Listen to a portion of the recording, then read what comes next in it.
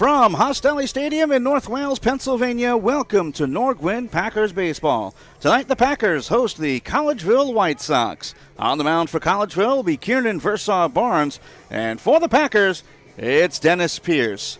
Hi everybody, Tom Wilms here. Thanks so much for joining us as the Packers have a chance to pretty much close out the regular season title here in the Perky League with a win tonight.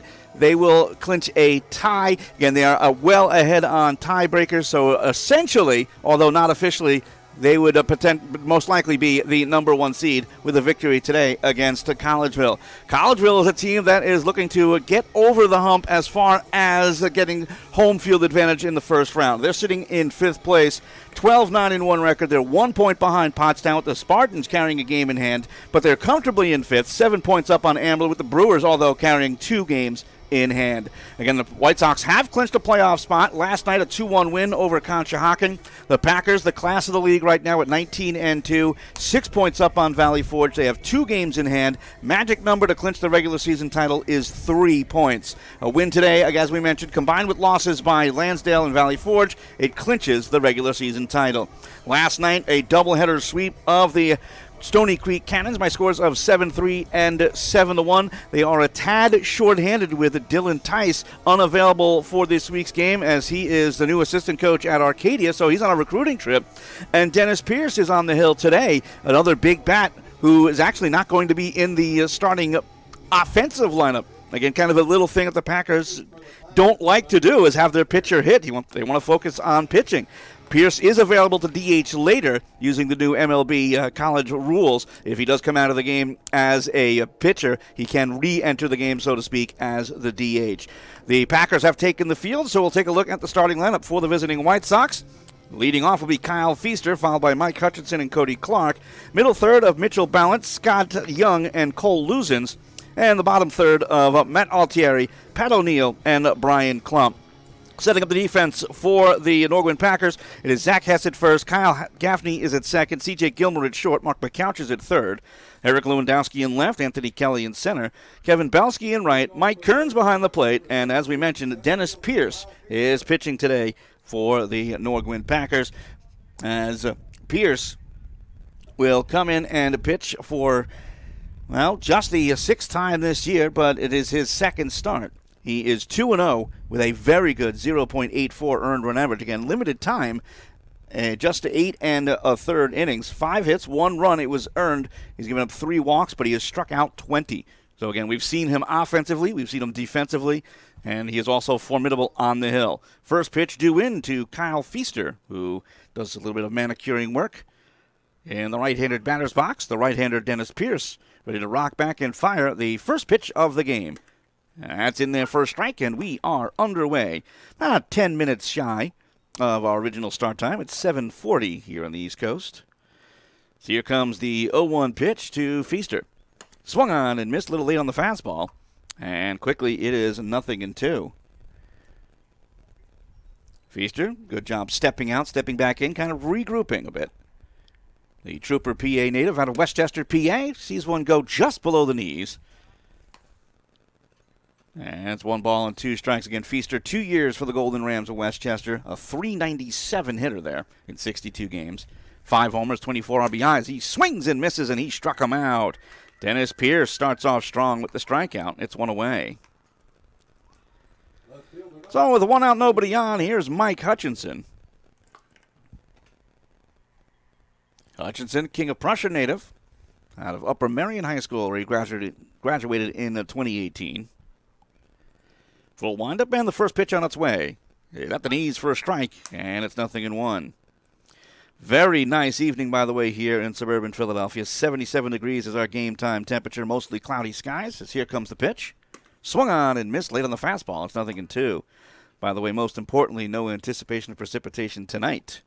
So we'll get this game in with a little issue.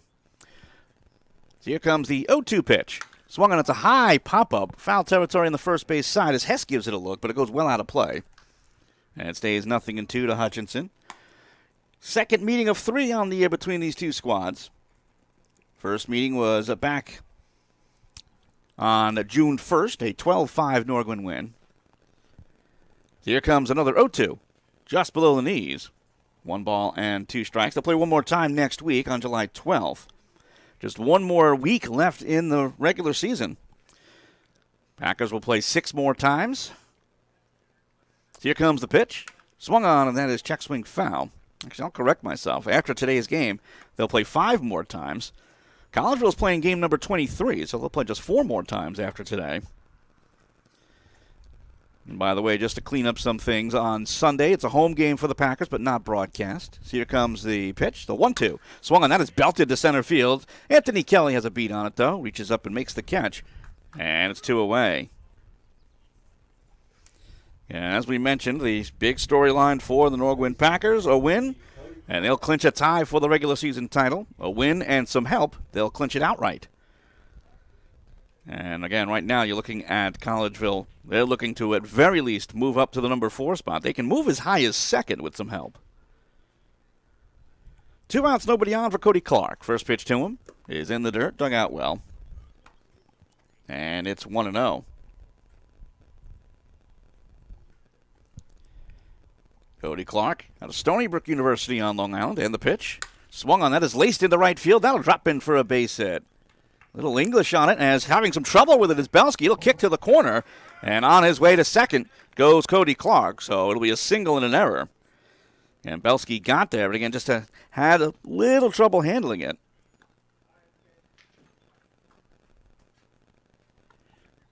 So the White Sox hoping for a little bit of a 2-out rally with the single and the error. And here comes Mitchell Ballant.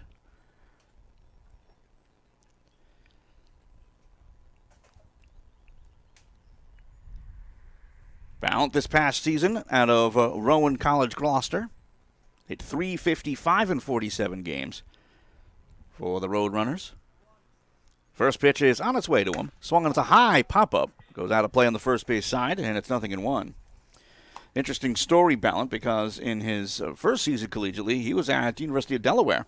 21 games at .281 with 4 homers and 10 RBI. So going from D1 to Junior College Division III, although a very, very good Division III program in junior college in Rowan, Gloucester. A number of times Junior College World Series champion. So here comes the 0-1 pitch. Swung on and missed late on the fastball. It's 0-2. Ballant has summer collegiate experience as well in the Atlantic League for the Quakertown Blazers last year. In 25 games, hit a whopping .368 in one of the top summer collegiate leagues in the country. So here comes the 0-2 pitch. Swung on and missed, and he struck him out. Second strikeout for Pierce, and that one retires the side. No runs, 1 hit, 1 error, and 1 man left. After a half inning, it's the White Sox 0. Packers coming to bat. You're watching Nor-Gwyn Packers baseball here on the Sports Fanbase Network.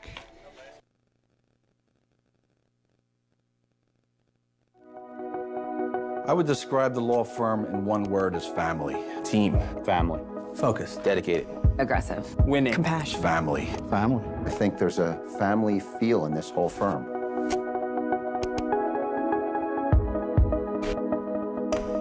It was 1984, and I was working for another law firm along with my soon-to-be partner, Drew D'Angelo. We had a vision that we wanted to represent people from Northeast Philadelphia who came from the same kind of background that we came from. We were the sons of construction workers and police officers and firemen, and we had a natural client base, so we took a shot. We handle catastrophic cases here. We have the capital. We have 100 years plus of experience. We know what we're doing. I know the way construction job works. So when I'm taking a deposition of a superintendent for a general contractor, he's going to know right away that I know what I'm talking about. And that gives me a depth of experience that I don't think other lawyers in this field have. Each attorney and staff member has been handpicked, not just because we're very good at what we do, but because we share the same philosophies and values. I like to root for the underdog, and they have that underdog mentality here.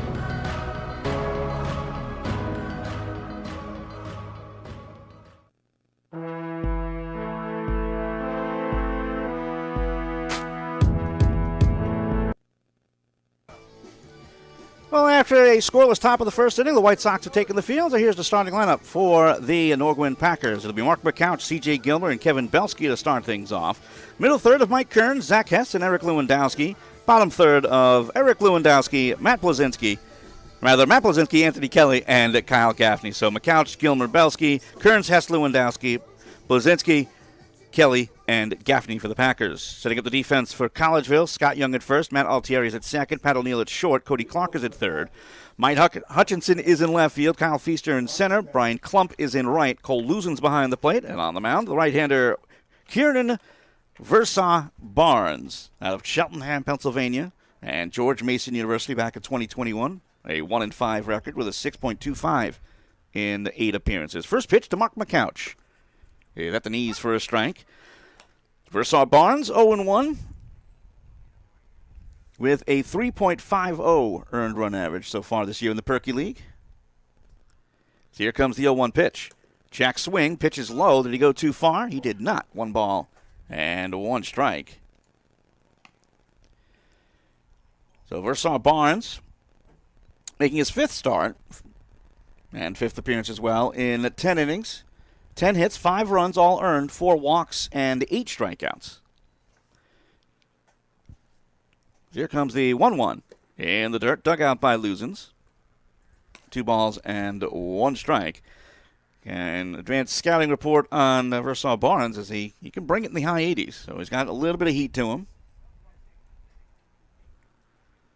Full windup employed as he rocks back and fires the 2-1. Swung on, chopper towards second, charging in and taking the hop. Altieri. Throw to first is in time, and it's 1 away. A good start on the hill for Versaw Barnes, who we mentioned earlier, out of George Mason University. Actually pitched for Lackawanna College in 2020. 3-time Suburban 1 League All-Conference product from Cheltenham High School. So here comes C.J. Gilmer. Gilmer had an up-and-down day yesterday. Game 1 of the doubleheader against the Cannons went 2 for 4 with a couple of hits and a couple of RBI. But in Game 2, ended up going 0 for 3 with a couple of strikeouts. First pitch to him is in for a strike. It's 0-1. By the way, action throughout the league. A couple of 6 p.m. starts. Ambler at Towaminson. Stony Creek is at Trooper. Just peering over the glove is Versaw Barnes. And the 0-1. Misses inside. 1 ball and 1 strike. By the way, 2 other 7:30 starts. Concha Hawkins at Lansdale. Pottstown is at Valley Forge. And if we happen to get scores from out of town, we'll bring them to you. We'll have to check Twitter. It's the best way to get the information. So here comes the 1-1 pitch. In the dirt. 2 balls and 1 strike to Gilmer. The Washington College product. Had a chance to see him play earlier, well, in the spring collegiately when he visited Newman University.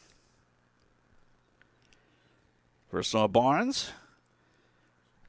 Ready to go with the 2-1 pitch. Swung on and missed. High fastball there. 2 balls and 2 strikes to Gilmer. And Gilmer very solid for the Shoremen of Washington College down in Maryland. In 4 years, he had 298 with 3 homers and 90 RBI. So here comes 2-2. Just missed inside. 3 balls and 2 strikes. They'll appeal, but it wasn't close. So a full count here to Gilmer, so at very least he's seeing some pitches. Same goes for Belsky, who's on deck. Nor-Gwyn on the year, 11-1 here at home. Collegeville 6-5 on the road. As here comes the payoff pitch. Swung on hard grounder towards short. Waiting back on it is Pat O'Neill. Throw to first is in time. And it's 2 away. Well, pitching the order of the day so far, again very early on with Dennis Pierce going 1-2, skip a beat, and 4 in the first inning. First 2 down for the Packers with nobody on here is Kevin Belsky.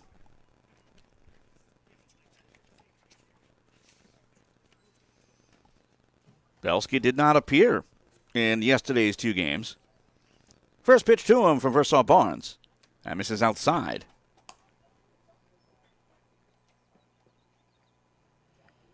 Belsky out of Norristown, PA, and Suffolk University in Massachusetts. So here comes the 1-0 pitch. Swung on chopper towards first. Head high hop there for Young. Takes it to the bag himself, and that will retire the side. No runs, no hits, no errors, and nobody left. After one, we're scoreless. You're watching Nor-Gwyn Packers baseball on the Sports Fan Base Network. LaRue School of Dance has been creating strong, confident leaders for more than 75 years. Their dance curriculum offers the same dance experience for all students, with trained instructors who take special interest in the individual needs of every child. LaRue offers classes 7 days a week and provides the perfect balance of structure and fun that will foster a love of performing and arts for your child. Enroll now for summer camp or seasonal classes.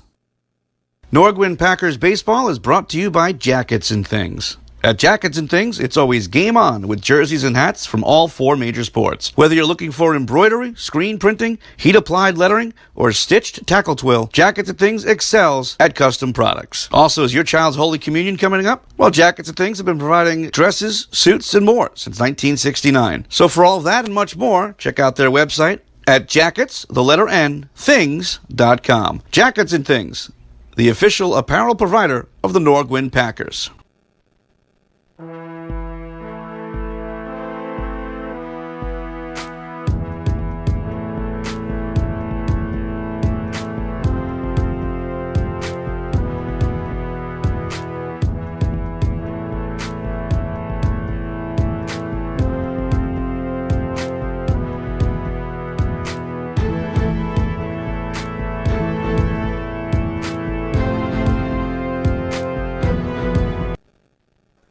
Scoreless after one, we head to the top of the second inning. It'll be Scott Young, Cole Luzens, and Matt Altieri due up for the White Sox. It'll be 5, 6, and 7 in the order.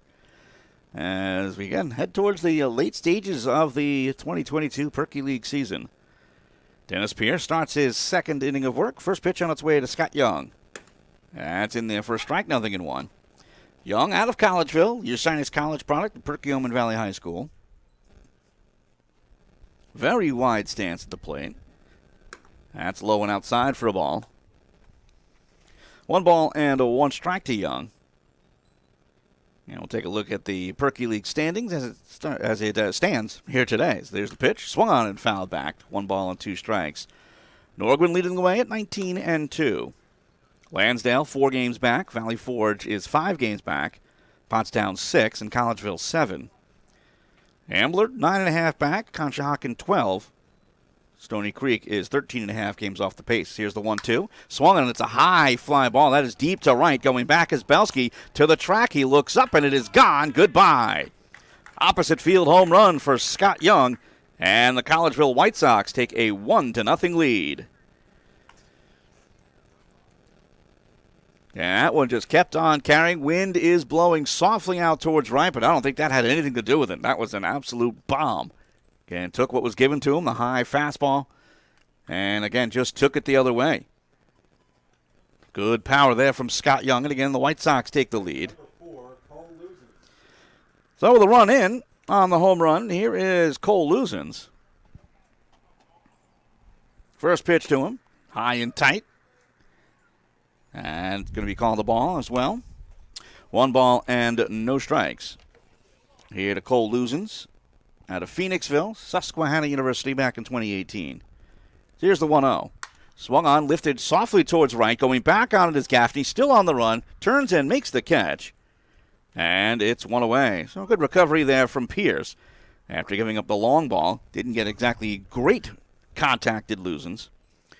So 1 out, and here's Matt Altieri. Finished up at Delaware Valley University back in 2020. A multi-time Perky League MVP. This is chopped towards third. Charging in McCouch on the short hop. Collects. Throws the first in time. And it's 2 away. And you like to see that from your pitcher. If you can just recover after giving up a tough hit or a run. Got to have the short memory out there. So 2 outs. Nobody on for Pat O'Neill. Just finished up at Villanova. 5 years for the Wildcats. Hit .238 in 177 games with a homer and 63 RBI. Nails it in the classroom and in the field. So here's the first pitch to him. That's in for a strike. 4-time Big East All-Academic and a .946 fielding percentage in his 5 years in college. As here comes the 0-1. That's low for a ball. 1 ball and 1 strike. O'Neill started at Mafacton High School, second team All-State, first team All-Division, All-Pac, All-Area, All-Southeast PA, all as a senior. So here comes the 1-1 pitch. Outside for a ball. Goes 2 balls and 1 strike to O'Neill. So again, an relatively early lead for the White Sox, but Pierce trying to close out this innings. Here's the 2-1. Just below the knees. 3 balls and 1 strike. Lights not on just yet, but they will be very soon. It's starting to get a little dark out there as here comes the 3-1 pitch. High for a ball, ball 4. First walk given up by Pierce. So the runner on at first and 2 away. We go to the bottom of the order for the White Sox. At very least, they'll clear that out. And here's Brian Klump.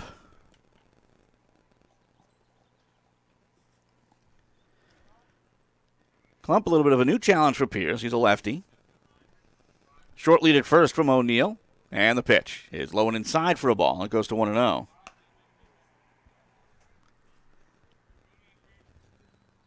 And although it is starting to get dark out there, it's a beautiful night.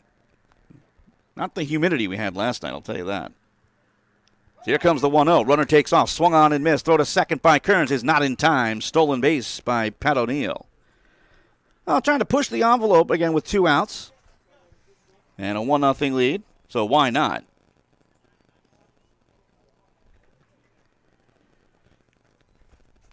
Two ball and a 1 strike count here to Klump. Pierce takes a look back at second, and the pitch on its way. High for a ball. 3 balls and 1 strike.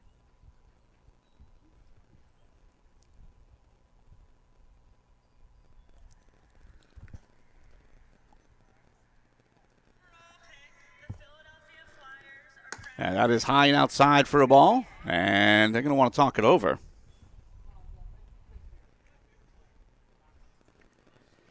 A little bit of a control issue so far here for Pierce. Again, the home run recovered well, but now the ball, or rather the walk to O'Neill, and then Klump going to 3 balls and 1 strike.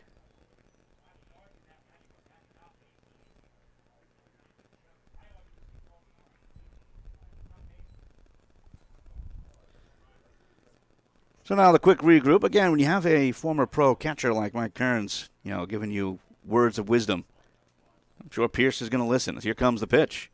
Swung on foul, tip into the glove. Not a bad job there by Klump. Probably understanding that the message to Pierce was, get me over a strike. Challenge him. So why not go after the fastball? But now it's a 3-2 count. Runner on at second, 2 away to run in. The payoff pitch. Swung on and missed, and he struck him out. Third strikeout from Pierce on the game, and that one retires the side. But 1 run comes in on 1 hit, the solo homer by Scott Young. No errors and 1 man left. After 1.5, it's Collegeville 1, Nor-Gwyn nothing. As you're watching Nor-Gwyn Packers baseball on the Sports Fan Base Network. Thank you to our sponsor, Militello Painting and Power Washing. A full-service interior and exterior painting company, Militello offers financing on all painting, from exterior to cabinets, and a 5-year warranty on all painting, including 1 hour of free touch-ups for each year of the warranty. Exterior washing includes soft washing roof, house washing, and concrete cleaning. Book an estimate with Militello at scheduleYourEstimate.com. Tonight's game is brought to you in part by Wetter Landscaping. Rob and Amanda Wetter started Wetter Landscaping back in 2002 with the idea of combining the tenacity and ambition of a small family-run business with the strength of a top service provider. Wetter Landscaping provides lawn care, commercial services, landscaping, and a host of other professional endeavors. Give them a call at 215-661-1966, or you can give them a visit at 2110 Wentz Church Road in Lansdale.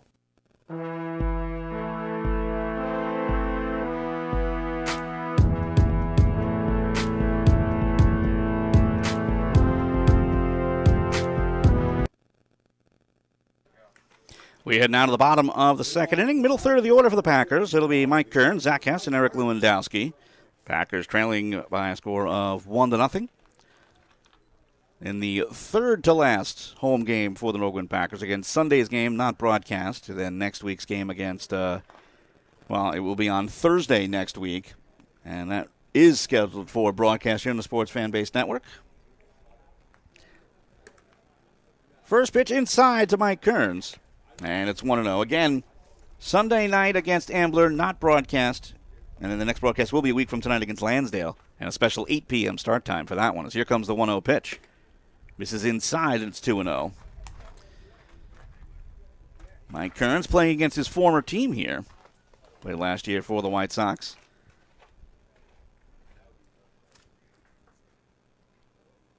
Here comes the 2-0 pitch. This is outside for a ball. Now 3-0. Good patience here from Kearns. Warminster, PA native. Bounced around the Indy ranks. Pecos League, Atlantic League, and the old Can-Am League. So here comes a 3-0 from Versailles Barnes. Swung on that as a line shot into left field for a base hit. Big level swing there from Mike Kearns. And going after it 3-0, especially early on, trailing just by 1, why not? So first hit of the game for the Packers, and here comes Zach Hess. And I'll be honest with you, that had, again, we mentioned that Kearns is a former professional. That had professional sound off the bat. Too bad we don't have the exit velocity on that one. Hess hitting from the right side. First pitch on its way to him. And that misses. Hess last year, first team All-Perky. Hit .361 with 3 homers and 18 RBI. And you got to remember, these numbers are just in a 27-game season. I think last year was even shorter. I think it was just 25 games. Here comes the 1-0 pitch. Swung on chopper towards first. Jumping play by Young. Throw to second for 1. On to first. And it's not in time. A little bit of a delay as it took some time for Versailles Barnes to get there. So at very least, the White Sox get the lead runner. Almost a very nice 3-6-1. But again, Versailles Barnes a little bit late in getting there. So with 1 out and 1 on, here's Eric Lewandowski. Southern PA native out of Gannon University in the PSAC. Played there in 2015. So here comes the first pitch. That is in there for a strike, 0-1. By the way, we mentioned the top 8 in the league. They'll make the playoffs. But trailing just a half game back, both Talminson and Trooper. So Stony Creek can't really rest right now. Here comes the 0-1 pitch. Big cut and a miss. So it's 0-2 here to Lewandowski.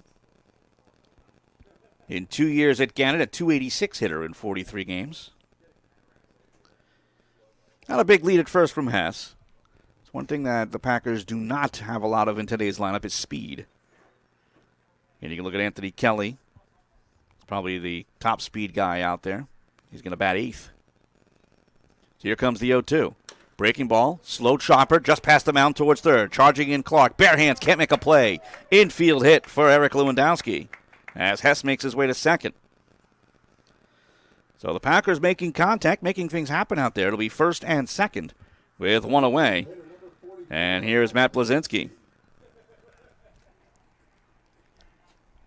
Blazinski, another former pro out of Quebec, the Quebec Capitals. Played there in 2011. Just a 9-game stint there, but hit .360. Up in Quebec City. Versailles Barnes dealing with his first bit of adversity. First man in scoring position. Here's the first pitch. Cut on and fouled off by Blazinski. It's Hess on at second. Lewandowski is on at first. Looks like Young's going to play a little bit behind Lewandowski at first. Up the middle, not tight towards the bag. As it does look like O'Neill is closer than Altieri. Shortstop closer than the second baseman. Here comes the 0-1 pitch. Swung on. Little check swing pop-up towards the shortstop position. O'Neill coming over to make the catch. And it's 2 away. That was a situation where Blazinski wanted to hold up, but, again, made contact. So, again, first and second, 2 away now, and here's Anthony Kelly. Kelly did not play in Game 2 last night, but in Game 1 was productive. 1 for 2 with an RBI double, a walk, and a run scored. And even his ground out moved runners over. That's something that Kelly's looking for as he tries to move his average up over 200. First pitch to him. In the dirt, dug out by Lusens. And it's 1-0. Anthony Kelly out of Camden County College in South Jersey.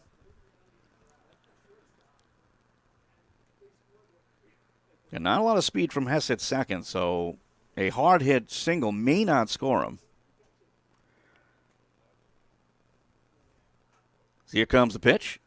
Cut on and missed. So it looks like Kelly was a little off the mark on that swing. 1 ball and 1 strike to the Packers center fielder. As you can see, the sun's starting to go down. Gives Hostelli Field a bit of an orange hue with the sunset back behind first base, back behind the first base camera. So here comes the 1-1. Swung on, chopped in front of the plate, spins foul. 1 ball and 2 strikes.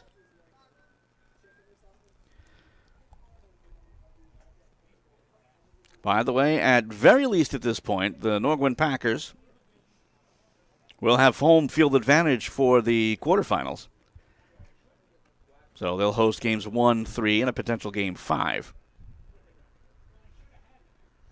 And regular season ends at the end of next week. And it doesn't take long. That next Monday, game 1 of the playoffs. So here comes the 1-2. High and inside. That's the spin out of the way of that one. 2 balls and 2 strikes. And once you get into the playoffs, it's really simple. Just got to win 9 games. Quarterfinals, semifinals, and, of course, the championship series, which is all played here at Hostelli Stadium. And we'll have the broadcast for all 3 to 5 games. Versaw Barnes settles in. The 2-2. Breaking ball, hard grounder towards short. Diving attempt. No, unable to knock it down is O'Neill. Rounding third and trying to come in to score is Hess. Here comes the throw. It's up the line, but it's in time. And that will retire the side. So the Packers take a chance trying to get Hess in from second, but a nice throw from Hutchinson nails him at the plate. So at the end of 2 innings of play, it's still 1-0 in favor of Collegeville. You're watching Nor-Gwyn Packers baseball.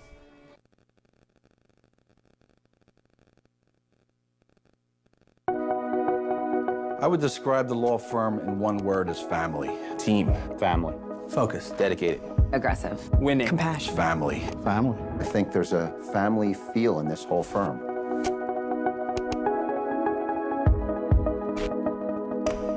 It was 1984, and I was working for another law firm along with my soon-to-be partner, Drew D'Angelo. We had a vision that we wanted to represent people from Northeast Philadelphia who came from the same kind of background that we came from. We were the sons of construction workers and police officers and firemen, and we had a natural client base. So we took a shot.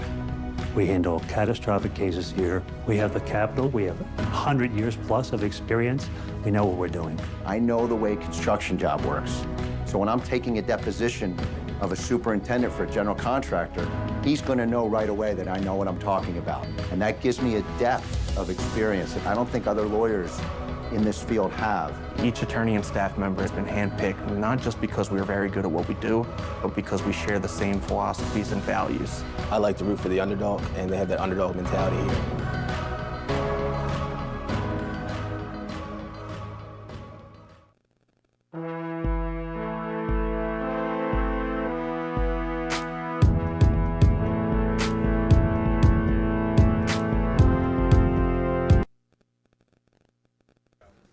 We head down to the top of the Collegeville order. In the top of the 3rd inning, it'll be Kyle Feaster, Mike Hutchinson, and Cody Clark. It's a 1-0 lead for the White Sox. Again, top of the 3rd. Lights on here at Hostelli Stadium as Feaster led off the game with a strikeout. He's 0 for 1. So So Pierce trying to regroup after a bit of a rough second inning. Gave up a home run and a walk. Full windup here from Pierce. First pitch to Feaster. Inside, and it hit him. So a little bit of a rough start to the start of this third inning as well. And trying to go inside and just scraped him on the chest. First hit by pitch of the game.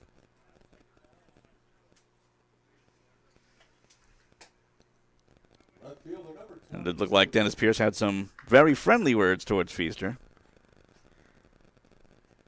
So the runner on at first, nobody out. Here's Mike Hutchinson. First pitch to him, runner goes. Pitch is high, throw to second, and it is not in time. Stolen base for Feaster.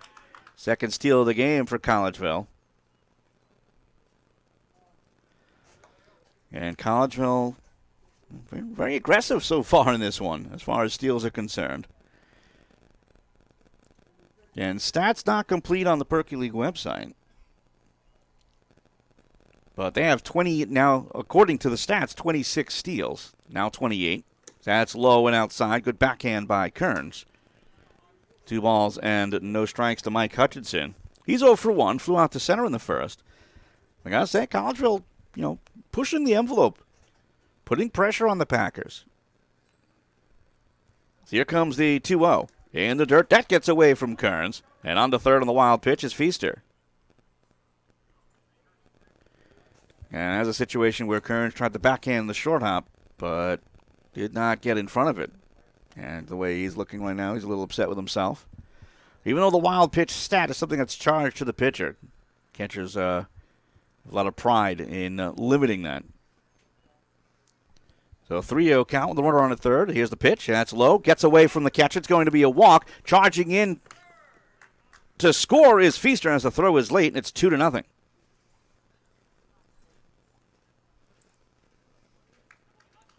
So you'll take runs any way you can get them. That's the second walk given up by Pierce. That is 2 straight wild pitches. And again, a 2-0 lead for the White Sox. So runner on at first with nobody out. Here's Cody Clark. Clark 1 for 1. Single to right in the first. First pitch to him. Breaking ball misses inside. 1 ball and no strikes. Doesn't seem to be any panic for the Packers as far as getting a reliever up. So here comes the 1-0. Swung on that is belted to right center field and deep. Going back is Kelly to the track, to the wall, and that is gone. Goodbye. 2-run home run for Cody Clark. And the White Sox have put up a 3 spot here in the third. It's now 4-0. 2 home runs, both going opposite field. That one to the deepest part of the park in right center. Again, give that one a look. Again, that was pretty much center of the strike zone. And all Kelly could do is give it a look. So bases cleared, still nobody out here in the third. A 4-0 lead for Collegeville, and here is Mitchell Ballant. First pitch to him, cut on and missed. And it's 0-1. Ballant's 0 for 1. He struck out swinging in the first. Here comes the 0-1 pitch. Swung on, fouled back, as that'll go over the screen.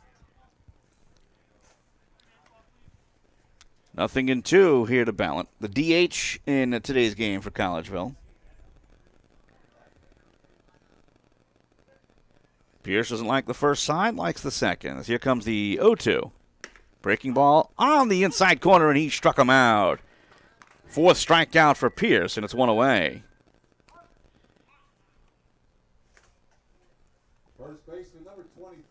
And Pierce certainly not shy about going after Ballant after giving up the 2-run bomb to Clark. Speaking of home runs, here's Scott Young. Young 1 for 1. He hit an opposite field home run back in the second innings. Here comes the first pitch to him. Roller towards third. Off the heel of the glove of McCouch. Can't make the play. And Young will make it safely to first. Now, McCouch got in front of it and just, again, kind of hopped up off the heel of his glove. That's one he's going to want back. Second error charged unofficially to Nor-Gwyn. So the runner on at first and 1 away. Here's Cole Luzens. And one thing that has improved over the last bunch of years for the Packers is their defense. But tonight, 2 errors so far. Here's a roller up the middle. This is going to sneak into center field for a base hit. Young with a turn. He's going to take off as that dies in the center field grass. And Young makes it to third. Again, Kelly was playing relatively deep. And again, the grass must be a little bit thick out there. So normally that would roll right to Kelly, but he had to charge in a good extra 20 feet. So runners on the corners with one away. As here's Matt Altieri. Altieri's 0 for 1, grounded out in the second inning. And they're starting to tee off a little bit on Pierce. First pitch on its way. High and inside for a ball. And it's 1-0. And that wasn't exactly hit hard. That was a seeing eye single up the middle. But it seems like the White Sox are reading Pierce pretty well. So he takes a quick look on over to first. And the 1-0. Runner goes. High chopper towards first. And that's going to stay fair. Pierce will shovel on over to Zach Hess for the 1-3 putout as Luzens makes it over to second. Young actually stayed put over at third. So now it'll be 2 outs. Runners at second and third for Pat O'Neill.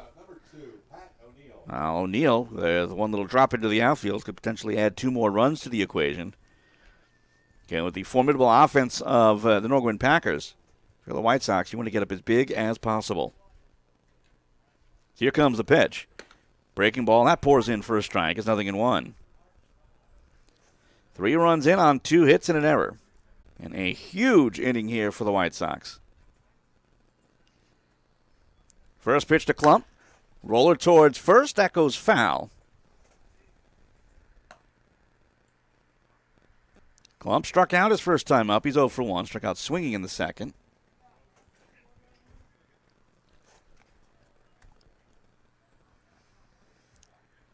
Here comes the pitch. This is inside for a ball. 1 ball and 1 strike. And a little surprised that they haven't taken a look at the pen, but they may be doing so now. Kind of hoping Pierce would give him some length. Here comes the 1-1 pitch. Big cut and a miss. 1 ball and 2 strikes to Klump.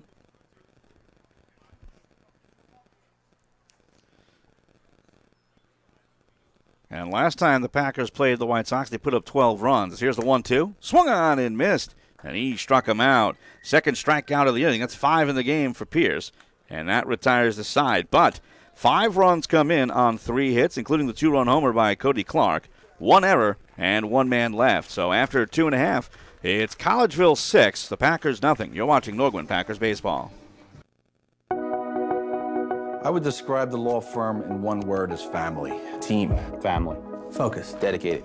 Aggressive. Winning. Compassion. Family. Family. I think there's a family feel in this whole firm.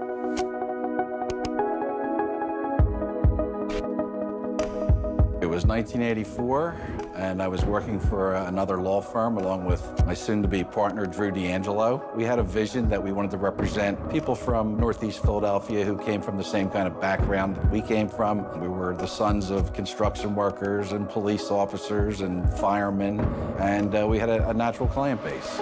So we took a shot. We handle catastrophic cases here. We have the capital. We have 100 years plus of experience. We know what we're doing. I know the way construction job works. So when I'm taking a deposition of a superintendent for a general contractor, he's going to know right away that I know what I'm talking about. And that gives me a depth of experience that I don't think other lawyers in this field have. Each attorney and staff member has been handpicked, not just because we're very good at what we do, but because we share the same philosophies and values. I like to root for the underdog, and they have that underdog mentality here.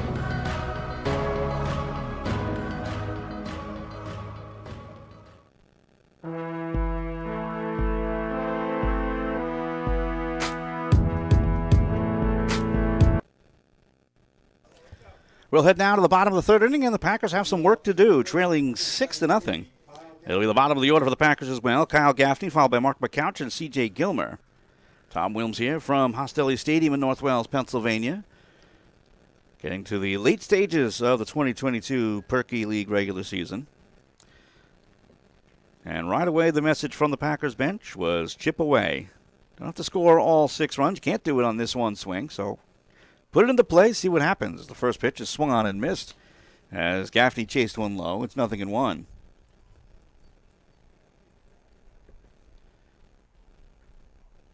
Gaffney had a King of Prussia. Spent some time at Montco and at Upper Merion High School, as that is inside for a ball.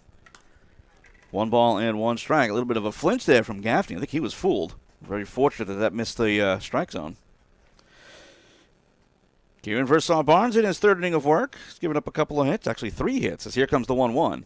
In the dirt, 2 balls and 1 strike. And the last inning was ended when Anthony Kelly hit a hard single into left field, and Zach Hess was thrown out trying to score. It's very rare you get 3 hits in an inning and don't pick up a run, as timeout is called and accepted at the plate. And keep in mind, if you're new to the Perky League, all games 7 innings long, so it gets late early, so to speak.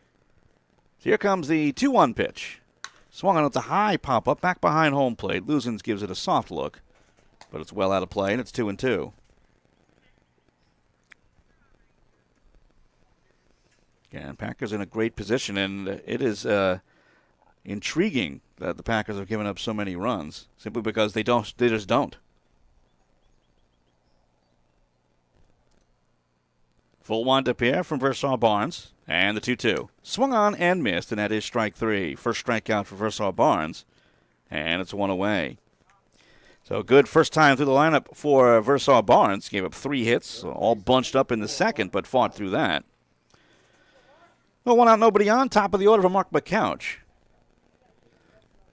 And by the way, coming into today's game, the Packers have given up a league least 53 runs. Make that 59 now. Gives you an idea of how well they were doing in that category. They're still 9 runs ahead of Pottstown, who coming into today's action to give up 68. So here comes the first pitch to McCouch. Cut on and missed. It's 0-1. McCouch is 0 for 1, grounded out in the first. And that is a big-time tiebreaker, by the way. As Versaw Barnes shakes off a sign, the 0-1 pitch. Low for a ball, goes to 1-1. Now, obviously, the first tiebreaker is points. Yeah, and just like in hockey, well, old-school hockey, you get 2 points for a win, 1 point for a tie. Ties are rare, but they happen.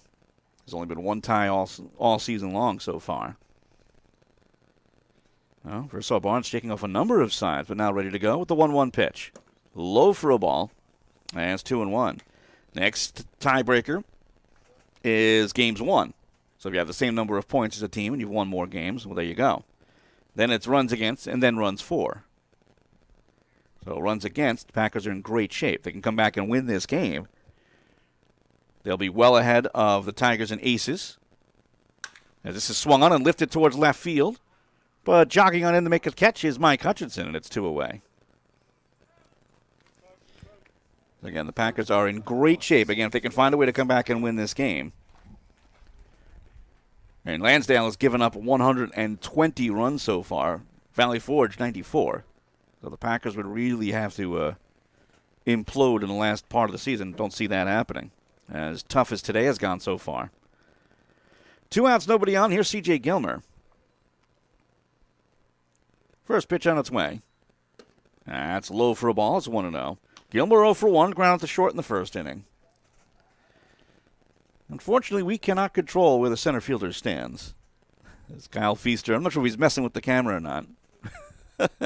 He knows right where to stand as here comes the 1-0. Swung on grounder up the middle, but getting across to make the play is O'Neill. Throw to first is in time, and that will retire the side.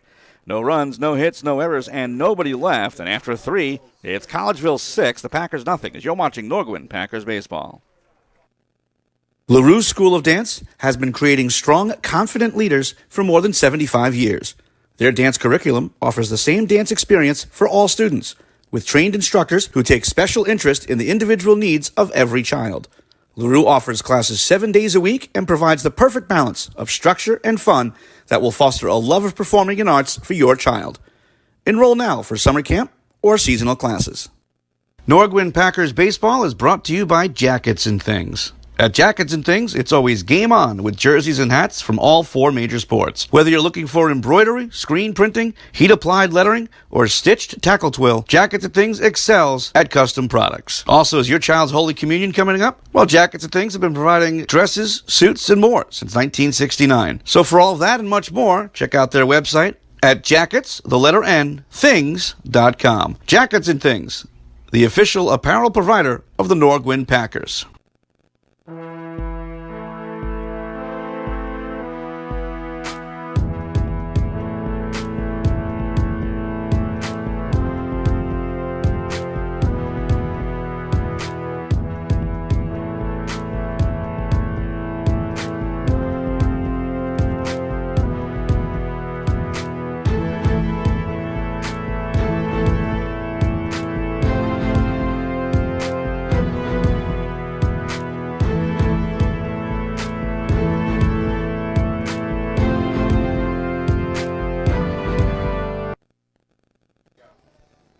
Six runs, 4 hits, no errors, and 3 left on for the Collegeville White Sox. No runs, 3 hits, 2 errors, and 2 left on for the Nor-Gwyn Packers. So we go to the top of the 4th inning from Hostelli Stadium in North Wales, Pennsylvania. Tom Wilms here. Thanks so much for joining us on the Sports Fan Base Network. As Dennis Pierce comes out for his 4th inning of work, looking to regroup after a real tough 3rd inning. First pitch to Kyle Feaster is in for a strike. He led off last inning and was hit by a pitch, stole the base, and then scored. He also struck out in the first, so it'll be top of the order for the White Sox for the 2nd straight frame. Here's the 0-1. Swung on, chopper over towards short. Good charge in here from Gilmer. Throw to first on the run, in time. Nice stretch by Hess, and it's 1 away. So that's the start that Dennis Pierce needed. Again, last inning it was a hit by pitch, a couple of wild pitches, a walk, and a home run. So a better start to this one. Again, if the Packers are going to come back in this game, they're going to need Pierce and company to settle in. So here's the first pitch to Mike Hutchinson. Fastball right down the pipe for a strike. It's 0-1. Hutchinson's 0 for 1. Flew out to center in the first and walked and scored in the 3rd. So here's the 0-1 pitch. High for a ball. 1 ball and 1 strike. Lights on and a beautiful night here in North Wales, Pennsylvania. Here comes the 1-1 pitch. Swung on, foul tip, back to the screen. 1 ball and 2 strikes. Again, hoping to get this weather for the rest of the season. And a couple of years ago, when we had to move the finals and the playoffs around thanks to restrictions, it was interesting. Here's the 1-2. Swung on and missed, and he struck him out. 6 strikeout for Pierce, and it's 2 away.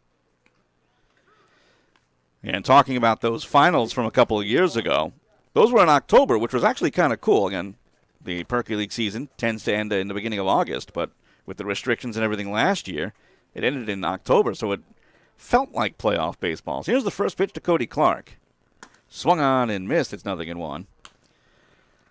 But it was fog, it was cold, and again, hopefully any bad weather stays away.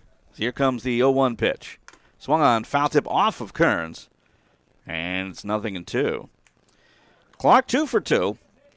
Single to right in the first, 2-run homer to right center field in the 3rd, so halfway to the cycle. Again, since he's at the top of the order, or near the top of the order, he has a chance to make 4 plate appearances. This is fouled back and out of play. It's 0-2. Pierce, of course, hoping he doesn't get anywhere near that cycle.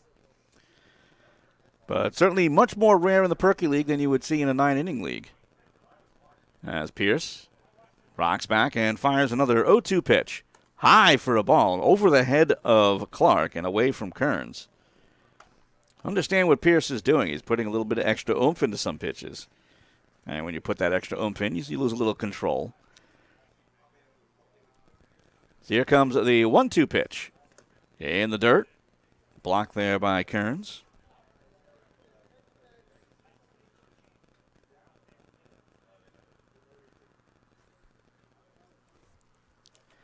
Pitch on its way, and then a swung on and fly ball out to right field, but it's shallow. Coming in, Belsky on the run, makes the catch, and that will retire the side. No runs, no hits, no errors, and nobody left. After 3.5, we're halfway through. It's Collegeville 6, the Packers nothing. You're watching Nor-Gwyn Packers Baseball. Thank you to our sponsor, Militello Painting and Power Washing. A full-service interior and exterior painting company, Militello offers financing on all painting from exterior to cabinets and a 5-year warranty on all painting, including 1 hour of free touch-ups for each year of the warranty. Exterior washing includes soft washing roof, house washing, and concrete cleaning. Book an estimate with Militello at ScheduleYourEstimate.com. Tonight's game is brought to you in part by Wetter Landscaping. Rob and Amanda Wetter started Wetter Landscaping back in 2002 with the idea of combining the tenacity and ambition of a small family-run business with the strength of a top service provider.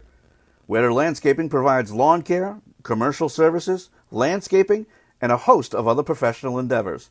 Give them a call at 215-661-1966, or you can give them a visit at 2110 Wentz Church Road in Lansdale.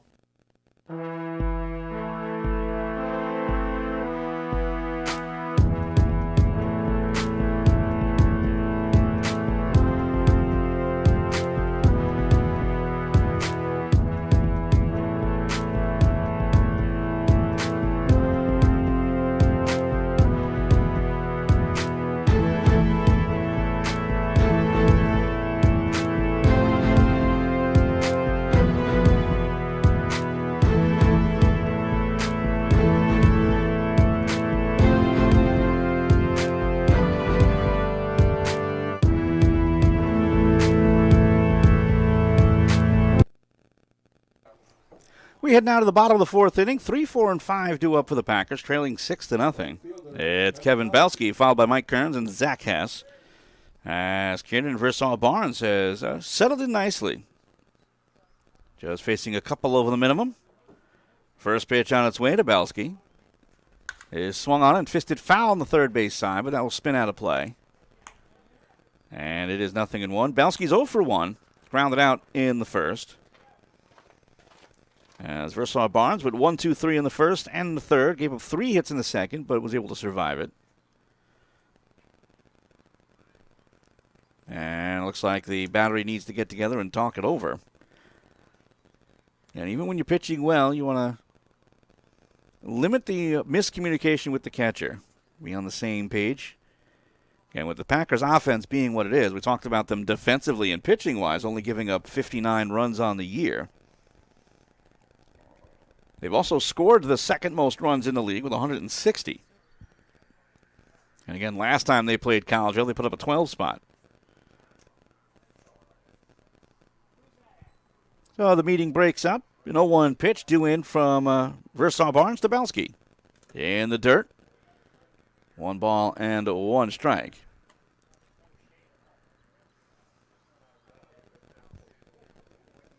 And after this one is done, Packers will be off till Sunday, a rare Sunday game. It's a makeup game. You get those in, win, and how you can. So here comes the 1-1 pitch. Cut on and missed on the changeup. And it is 1-2. Belsky kind of recognized himself being fooled. And Barnes, a Division I product. Doing a great job so far in this game. Here's the 1-2. Swung on and missed, and that is strike 3. Second strikeout for Barnes. And it's 1 away. Number 55. So here comes Mike Kearns. That's one thing that is intriguing. Again, the Packers have a tradition of not having the pitcher hit, no matter who the pitcher is, but it could behoove the Packers to get Pierce into the lineup offensively. But again, down 6-0, he can't hit a 6-run homer, so no reason to rush it. And he had a very good fourth inning. So here comes the first pitch. And Kearns takes it on the arm. First hit by pitch by Barnes. And at this point, again, you take base runners whenever you can get them. So with 1 out and 1 on, here's Zach Hess. Hess 0 for 1, reached on a fielder's choice in the second, and was thrown out trying to score from second on a single. And that was back in the second inning. At the time, it was 1-0 White Sox, so Packers trying to be aggressive. You can kind of understand that. First pitch on its way. That misses outside and low for a ball, and it goes to 1-0.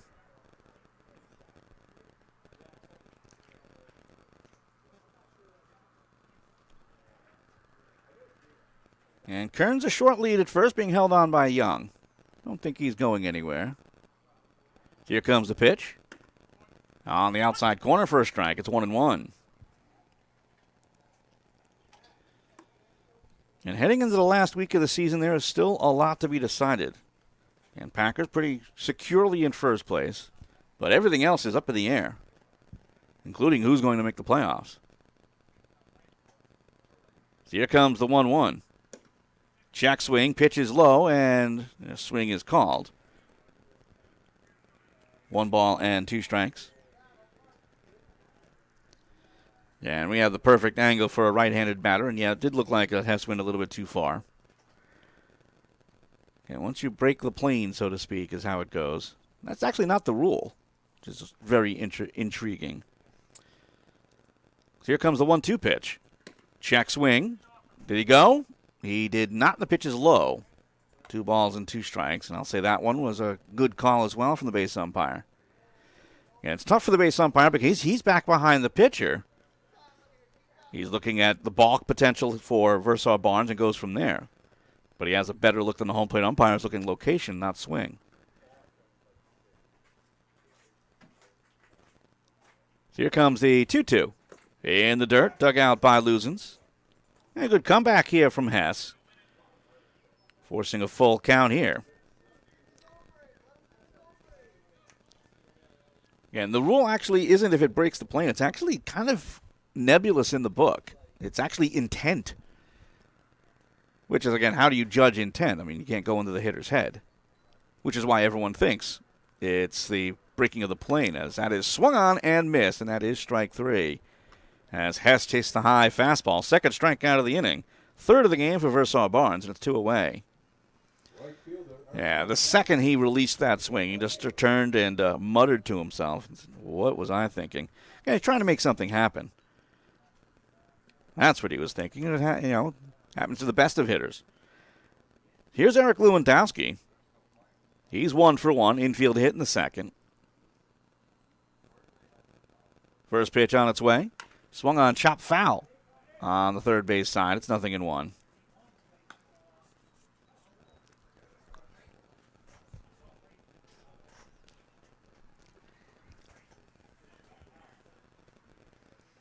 And Mike Kearns over at first really hasn't taken much more than a 3-step lead. Again, with base runners being important to the Packers, no reason to get yourself picked off, but you want to be ready. So here comes the 0-1 pitch. Swung on and missed. He chased a high fastball. It's 0-2, and Eric Lewandowski has the same thought process that Zach Hess did. Can't chase the high ones. Again, it's just so tempting. No wonder why Kit Keller couldn't lay off for the Rockford Peaches.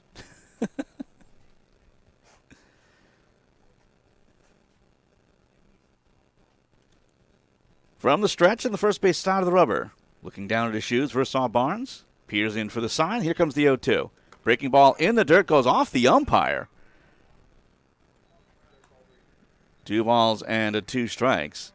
And smart there from Kearns. Again, if that gets away to the backstop, yeah, you can jog your way to second. But anything close to the plate, again, why take the chance moving up 90 feet when base runners are what it's all about?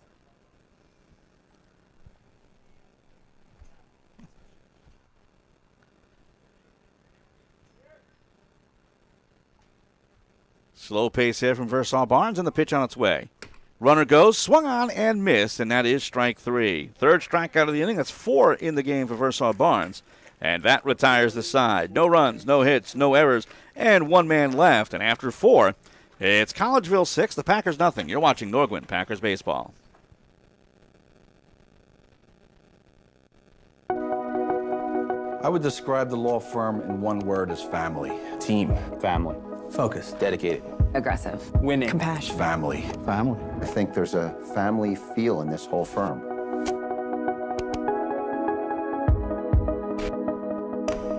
It was 1984, and I was working for another law firm along with my soon-to-be partner, Drew D'Angelo. We had a vision that we wanted to represent people from Northeast Philadelphia who came from the same kind of background that we came from. We were the sons of construction workers and police officers and firemen, and we had a natural client base. so we took a shot. We handle catastrophic cases here. We have the capital. We have 100 years plus of experience. We know what we're doing. I know the way construction job works. So when I'm taking a deposition of a superintendent for a general contractor, he's going to know right away that I know what I'm talking about. And that gives me a depth of experience that I don't think other lawyers in this field have. Each attorney and staff member has been handpicked not just because we are very good at what we do, but because we share the same philosophies and values. I like to root for the underdog, and they have that underdog mentality here.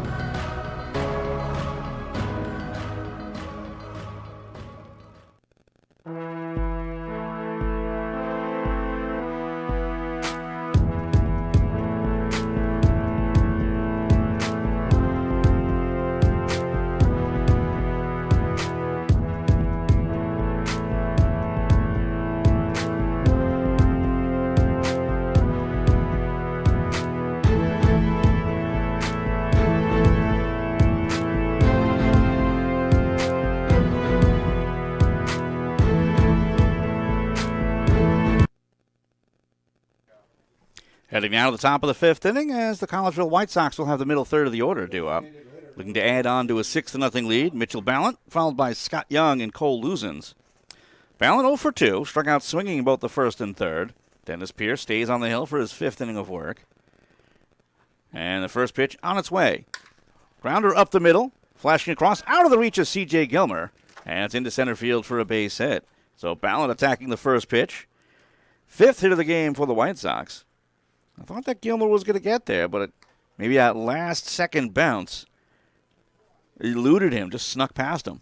So here comes Scott Young. Young has reached twice. He's 1 for 2.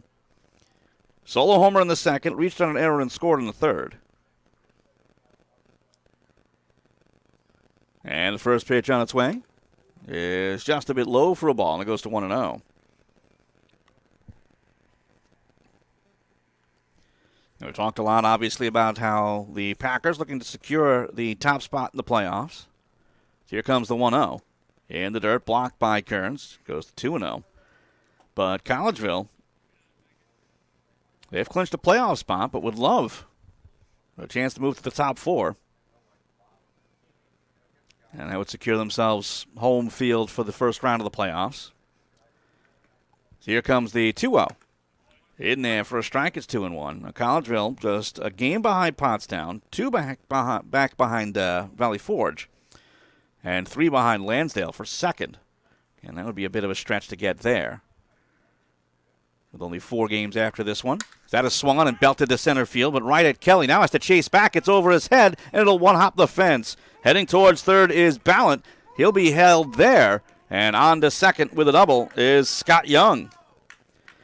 And Kelly played that as well as you possibly can. A line drive hit at you is the hardest thing to deal with as a outfielder.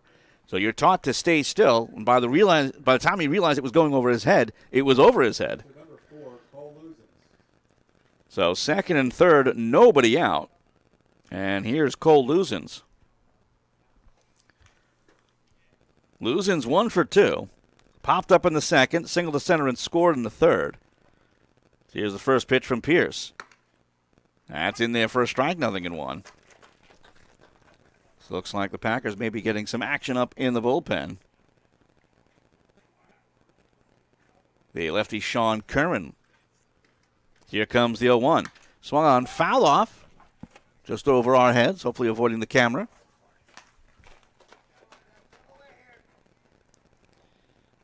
And I'm going to correct myself on who that pitcher is. It's actually, looks like it's Craig Clark.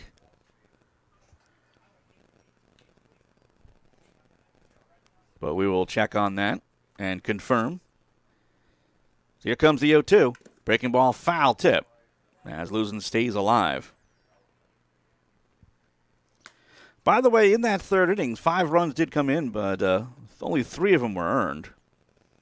Yeah, it's not going to make Dennis Pierce feel that much better. And still finds himself trailing 6-0. But he's recovered fairly well, but in a bit of a jam now. Here's the 0-2. Swung on, line shot, caught, thrown over to third, and it is off the glove of McCouch. It gets away. Coming in to score is Ballant. On to third goes Young. So in a brilliant glove save by Pierce, He got a little bit greedy, throwing to third and throwing it away. And the White Sox have taken a 7-0 lead. Just a tough break there for the Packers as they were that close to doubling off Ballot.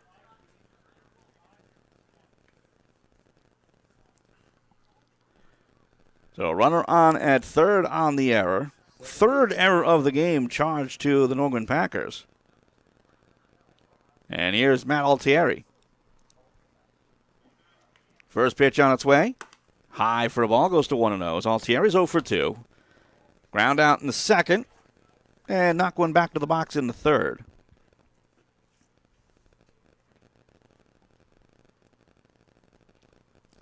Ooh, that's high and tight. 2 balls and no strikes.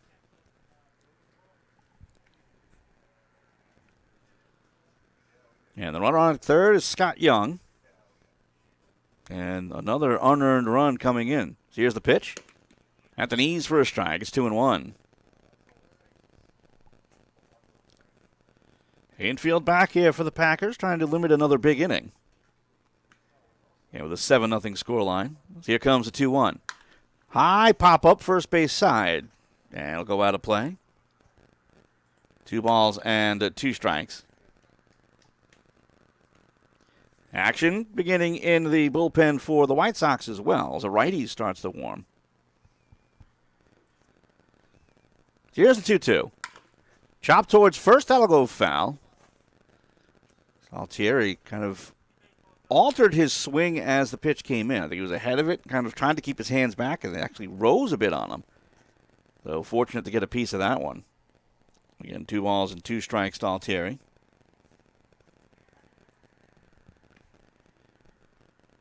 Here comes another 2-2.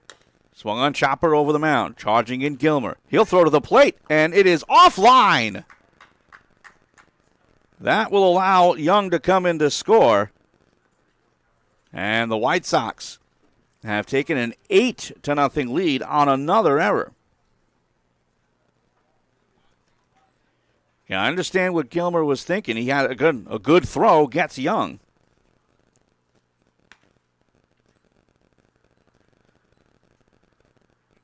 But certainly might have been served to just go to first on that one, as this might be all for Dennis Pierce.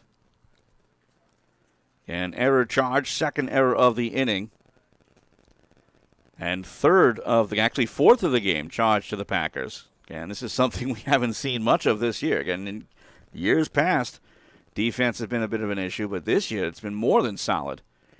Well, it's not a long season, but long enough. In a 27-game season, you may have 1 or 2 games that are just rough, and that's what this one has been. So, long meeting here. I think this is going to be a bit of a time killer. And they're going to go with Pierce to stay out there. The runner on at first with 1 away. And here comes Pat O'Neill. O'Neill's reached twice. He's 1 for 1. Walk, stole the base in the second. 2-run double to right in the third. As again, the White Sox put up an 8 spot. Here's the first pitch. High pop-up. Could be playable for Kearns. Coming over is Pierce as well. Kearns able to make the sliding catch. And it's 2 away. Now, Kearns played that very well. And you throw away the mask at the very last second. So you don't want to find yourself stepping on it. So we go to the bottom of the order here for the White Sox. And here's Brian Klump. Klump's 0 for 2. Struck out swinging in both the second and third, so he's trying to avoid the hat trick. First pitch on its way. Swung on, popped up. Third base side, but out of play, and it's 0-1.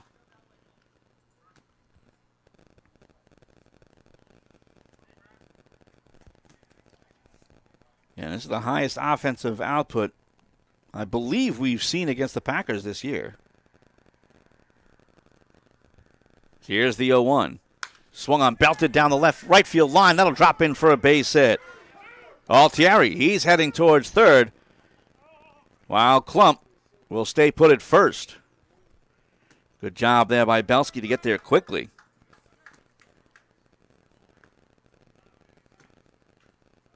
So it'll be runners on the corners with 2 away. We go to the top of the order, and Kyle Feaster. Feaster 0 for 2. So he struck out in the first, hit by a pitch, stole a base and scored in the third, then grounded out in the fourth.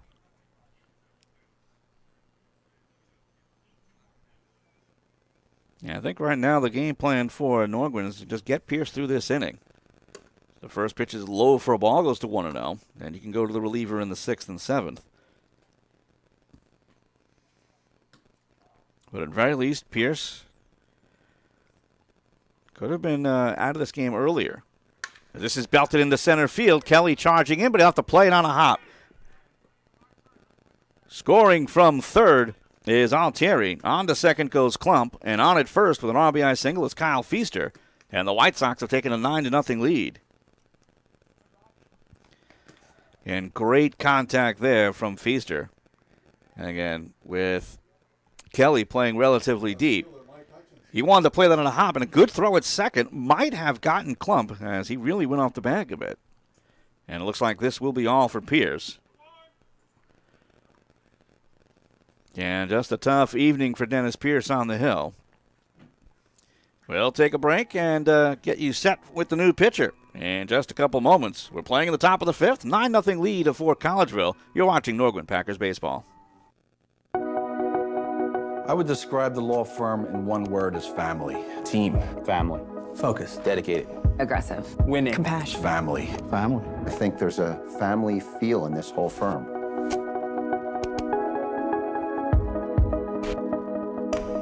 It was 1984, and I was working for another law firm along with my soon-to-be partner, Drew D'Angelo. We had a vision that we wanted to represent people from Northeast Philadelphia who came from the same kind of background that we came from. We were the sons of construction workers and police officers and firemen, and we had a natural client base. So we took a shot.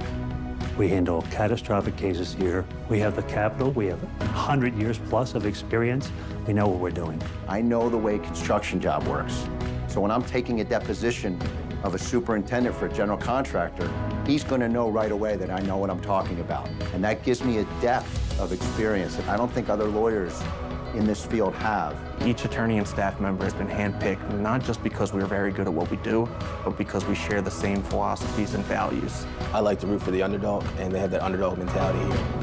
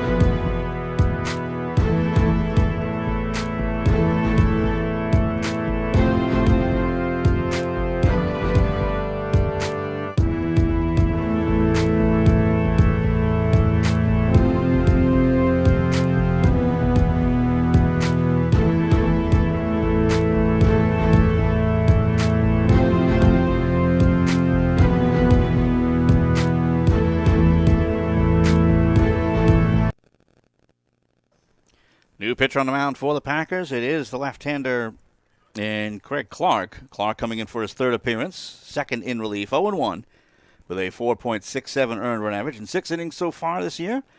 8 hits, 6 runs, 4 of them earned, 1 walk and 3 strikeouts. Trying to settle the ship here in the 6th inning. 3 runs have come in on 4 hits and 2 errors. And here's Mike Hutchinson. Runners at first and second, 2 away. Hutchinson is 0 for 2.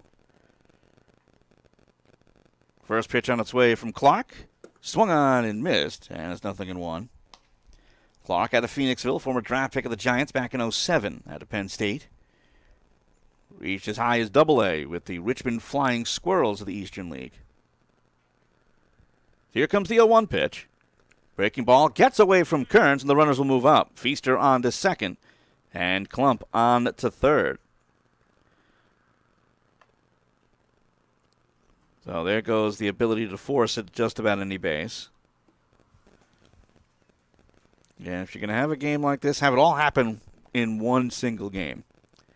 By the way, the 9-run output by the White Sox, most against the Packers this year.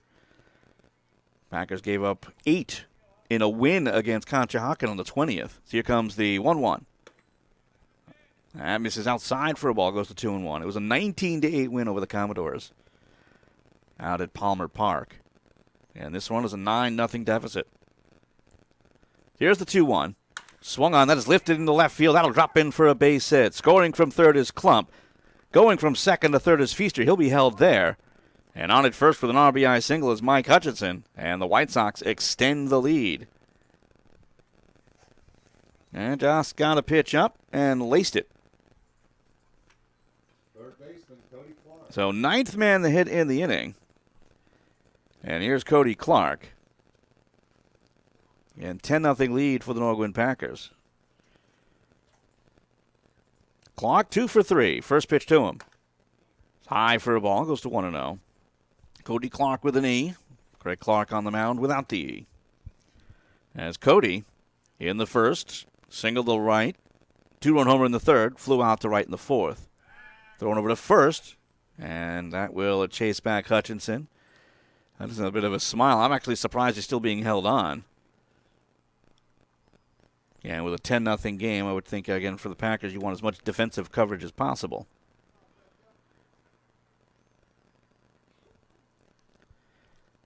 So here comes the 1-0 pitch. Swung on high, pop-up, first base side, foul territory. Hess gives it a look, but it is out of play. Actually, Kyle Gaffney gave it a long run as well.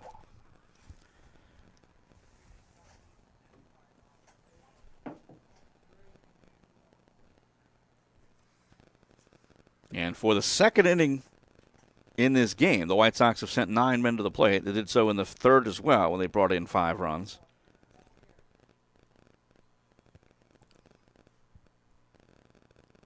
So here comes the pitch.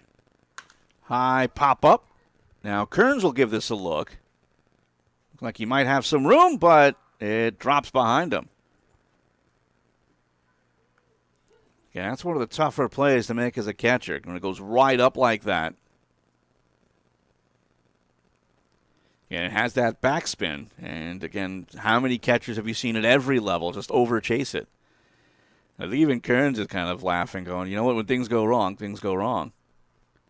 And he's been there, seen that, and done that. Not only here in the Perky League, but in the pros. 1-ball, 2-strike count to Clark. And here's Craig Clark's pitch. Fly ball out towards right. That'll spin foul. Good job by Clark to stay alive, trying to keep the inning going for Mitchell Ballant. Runners on the corners with 2 away. And 5 runs in. Rather, 4 runs in on the inning. All unearned. So here's a 1-2. Swung on and missed, and he struck him out. First strikeout for Clark. And that will retire the side. But 4 runs come in on 5 hits, 2 errors, and 2 runners stranded. After 5 innings, after 4.5 rather, it's the White Sox 10, Packers nothing. You're watching Nor-Gwyn Packers baseball. LaRue School of Dance has been creating strong, confident leaders for more than 75 years. Their dance curriculum offers the same dance experience for all students, with trained instructors who take special interest in the individual needs of every child. LaRue offers classes 7 days a week and provides the perfect balance of structure and fun that will foster a love of performing in arts for your child. Enroll now for summer camp or seasonal classes. Nor-Gwyn Packers baseball is brought to you by Jackets and Things. At Jackets and Things, it's always game on with jerseys and hats from all 4 major sports. Whether you're looking for embroidery, screen printing, heat-applied lettering, or stitched tackle twill, Jackets and Things excels at custom products. Also, is your child's Holy Communion coming up? Well, Jackets and Things have been providing dresses, suits, and more since 1969. So for all of that and much more, check out their website at things.com. Jackets and Things, the official apparel provider of the Nor-Gwyn Packers.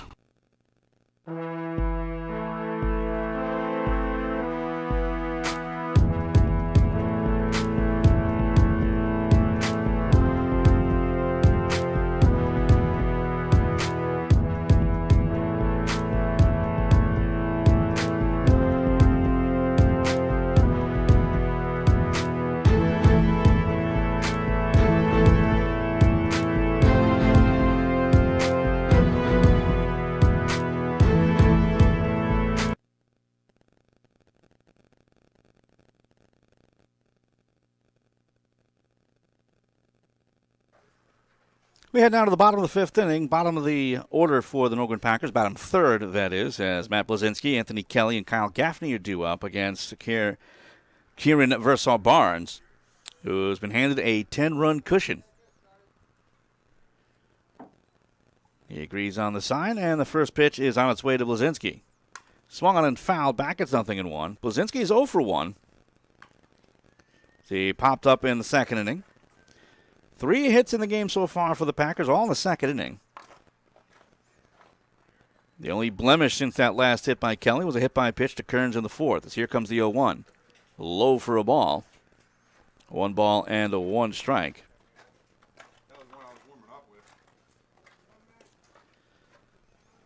And right now, if you're the Packers, you've got, again, still 9 outs to play with. Just got to put it into play and see what you can do here. Get good plate appearances. Here comes the 1-1 pitch. Swung on and missed. And it's 1-2. Again, Versal Barnes, as we were told in the pregame, can bring it into the low 80s. Or actually, the high 80s, excuse me. So it's some pretty good heat. So here comes the 1-2 pitch. Swung on and missed, and that is strike 3. That's 3 strikeouts in a row for Versal Barnes, 5 in the game. And again, when you have a 10-run cushion, you can it certainly adds to the pitcher's confidence. 1 out, nobody on for Anthony Kelly. Kelly 1 for 1, single to left in the second innings. His bat's starting to heat up. So here's the first pitch to him. Cut on and missed, and it's 0-1. And in yesterday's game 1 of the doubleheader against Stony Creek, he ended up going 1 for 2 and was productive in all 3 plate appearances, including an RBI double. So here comes the 0-1 pitch. Low for a ball, 1 ball and 1 strike to Kelly. And Packers, of course, hoping this game, defensively and pitching-wise, is just a blip on the radar. Tends to happen. Sometimes you need to get smacked in the mouth right before the playoffs. And this is a good Collegeville team. Top 5 in the league. Here's the 1-1. Swung on. It's a high fly ball down the line. Racing over and left is going to be Hutchinson. Goes to a knee to make the catch. And it's 2 away. And that may have been above the lights. So once it goes above the lights, again, you lose it. And then once it comes back down, you got to try to find it again. Not easy to do. 2 outs, nobody on to go to the bottom of the order, and Kyle Gaffney. Gaffney's 0 for 1. Struck out swinging in the third.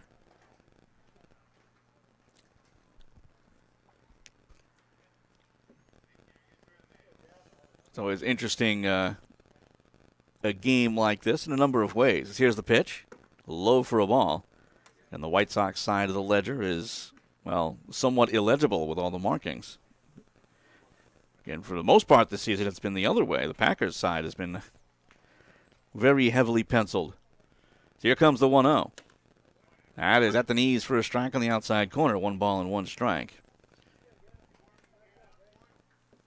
And coming into today's action, the Packers have given up the least amount of runs. To give you an idea how good they've been, they've given up 10 today, and they'll still be in that category. Here's the 1-1. In there for a strike. And as long as things don't completely go off the rails, they will still most likely give up the least runs in the league. Yeah, and I would think this is going to be an aberration. I'm sure they're hoping so as well. So here's the 1-2. Swung on, chopped at the plate, foul. Okay, and so far they've given up 63 runs on the year, including today's game. Now Pottstown, they're playing tonight against Valley Forge, and they've given up 68. So even if Pottstown shuts out the Aces, Packers will still be 5 runs ahead. So here comes the 1-2. Swung on, grounded over towards third. Swallowed up by Clark, throw to first in the dirt, and unable to dig it out is Young. And Gaffney is safe. Error charge to Cody Clark. Well, 10-0, 1-0 doesn't matter. You leg it out, and Gaffney certainly did there. Put a little pressure on Clark. First error of the game charged to the White Sox. And let's see if that is a catalyst for the offense here for Nor-Gwyn. With 2 outs and a runner on at first, we go to the top of the order, and here's Mark McCouch. McCouch is 0 for 2.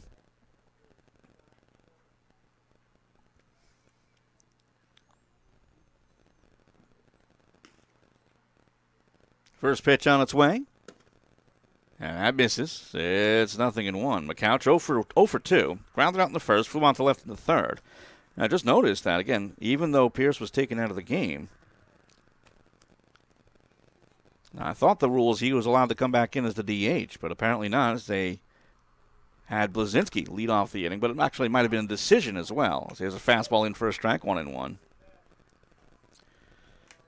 So, again, might have been a bit of a miscommunication. Again, it's interesting when you have players and, of course, umpires working these games. They work so many different rule sets, it's very difficult to keep it straight. So here's the 1-1. Check swing roller over towards third. Swallowed up in the dirt, thrown over to first by Clark. It's in time. And that win will retire the side. No runs, no hits, 1 error, and 1 left. After 5, it's the White Sox 10, Packers nothing. You're watching Nor-Gwyn Packers Baseball. Thank you to our sponsor, Militello Painting and Power Washing. A full-service interior and exterior painting company, Militello offers financing on all painting, from exterior to cabinets, and a 5-year warranty on all painting, including 1 hour of free touch-ups for each year of the warranty. Exterior washing includes soft washing roof, house washing, and concrete cleaning. Book an estimate with Militello at scheduleYourEstimate.com. Tonight's game is brought to you in part by Wetter Landscaping. Rob and Amanda Wetter started Wetter Landscaping back in 2002 with the idea of combining the tenacity and ambition of a small family-run business with the strength of a top service provider. Wetter Landscaping provides lawn care, commercial services, landscaping, and a host of other professional endeavors. Give them a call at 215-661-1966, or you can give them a visit at 2110 Wentz Church Road in Lansdale.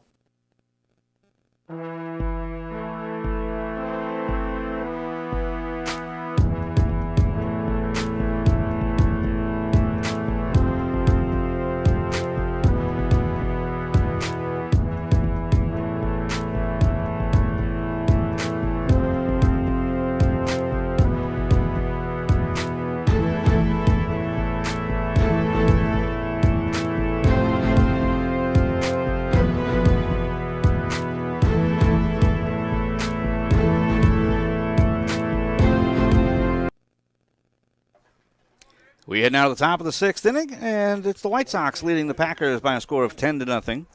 Craig Clark starts his 2nd inning of relief work, and he'll go up against 4, 5, and 6 of this White Sox squad, who lead 10-0. First pitch due in to Mitchell Ballant, and that is low for a ball on the breaking ball. 1 ball, no strikes to Ballant, who is 1 for 3. Struck out swinging in the 1st and 3rd, but singled and scored in the 5th. And in that 5th inning, it was 4 unearned runs that allowed the White Sox to pull away. Here's the 1-0. That misses. 2 balls and no strikes. By the way, final totals for the starter, Dennis Pierce. He goes 4 2/3 innings, giving up 9 hits. So here comes the 2-0 pitch. Swung on, that is lifted into center field. That'll drop in for a base hit. Kelly gets across and stops that from going to the wall and gets it in quickly. So Ballant, after striking out his first 2 times up, it's 2 straight singles right up the middle. And here comes Scott Young. Young has reached all 3 times up. He is 2 for 3. Solo homer in the 2nd, reached on an error and scored in the 3rd, doubled and scored in the 5th.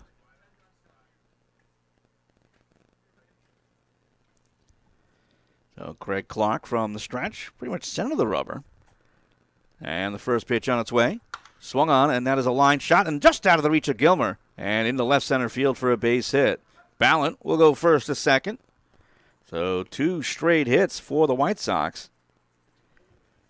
And they are keen to add on to this 10-0 lead. Catcher number 4, Cole Luzens. So first and second, nobody out for Cole Luzens. Luzens is 1 for 3. So he popped up in the 2nd. Single to center and scored in the 3rd, then lined out to the pitcher in the 5th. Clark looks back to second. First pitch. Swung on down the left field line, but it hooks foul. And it's 0-1. Again, final totals for Pierce, the starter for the Packers. 4 2/3 innings. 9 hits, 10 runs, 4 of them earned. 2 walks and 6 strikeouts. And a very strange defensive game for the Nor-Gwyn Packers. Unofficially, 4 errors.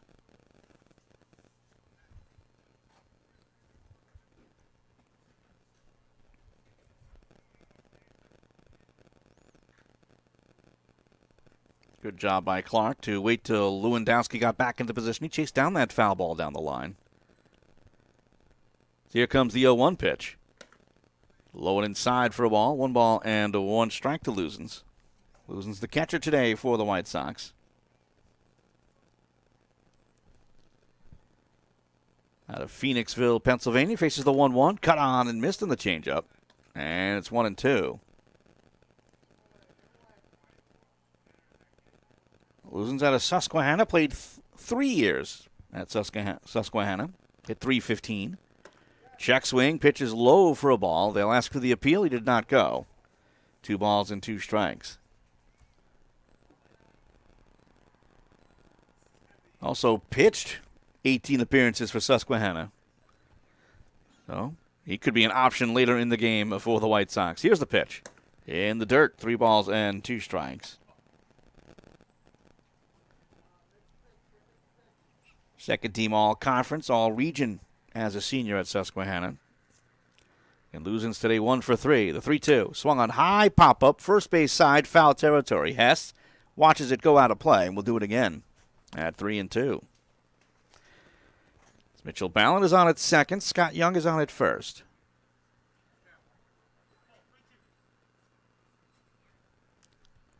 Craig Clark looking for confirmation of the count. And the pitch. Swung on. It's a high fly ball to left, but should be playable for Lewandowski. He makes a 2-hand catch. And it's 1 away. So light at the end of the tunnel here in the top of the 6th inning. Runners at first and second, 1 away. And here comes Matt Altieri. He's 0 for 3. Ground out in the 2nd and in the 3rd. Reached on an error and scored in the 5th.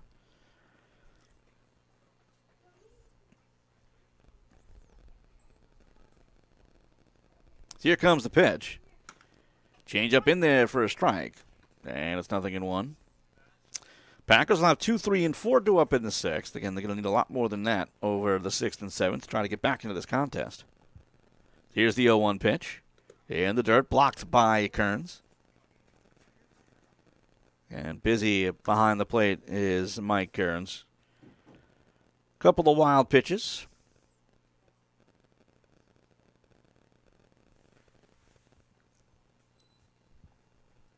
One ball, 1 strike count to Altieri. Former Delaware Valley Aggie. That is swung and fouled back. 1 ball and 2 strikes.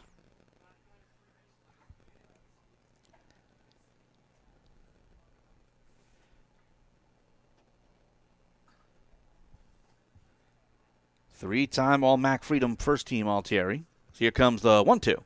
Swung on roller towards short, slowly hit, charging in to throw it over to second for 1. That's all they'll get. Good job by Gilmer. Kind of circled around it a little bit. It just was hit too softly. So he actually absolutely made sure to get 1 out. So Ballin to 3rd. Young out at 2nd. Altieri reaches on the fielder's choice. And here comes Pat O'Neill.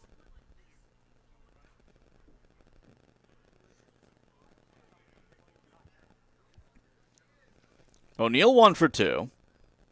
Walked, stole a base in the 2nd, 2-run double in the 3rd, fouled out in the 5th inning.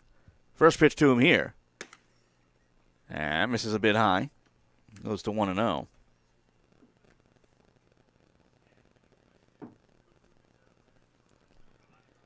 Short lead at first by Altieri. And the pitch. Misses outside for a ball. Goes to 2-0.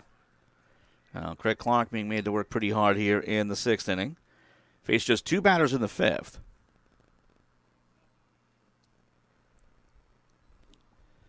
The 2-0. Fly ball down the right field line. It's going to be a long run for Belsky, and that will go foul. 2 balls and 1 strike to O'Neill. Again, 5 years at Villanova for O'Neill. Out of Eagleville, Pennsylvania. That's a great option after college or your professional career to play here in the Perky League. So here comes a 2-1 pitch. Breaking ball misses low and inside. It's 3-1. And a little frustration from Craig Clark. And in this league, you get anywhere from just graduated high school seniors, the guys whose collegiate and professional career are long since past. But a lot of experience in this league. The 3-1. High pop-up as Kearns gives it a look, but goes out of play, and it's 3-2. And Division I talent, Division II, Division III, JUCO. Former draft picks, former AA, AAA players, former independent players. Some guys even get back to independent ball from here. So here's a 3-2, swung on, and that is foul off the end of the bat by O'Neill.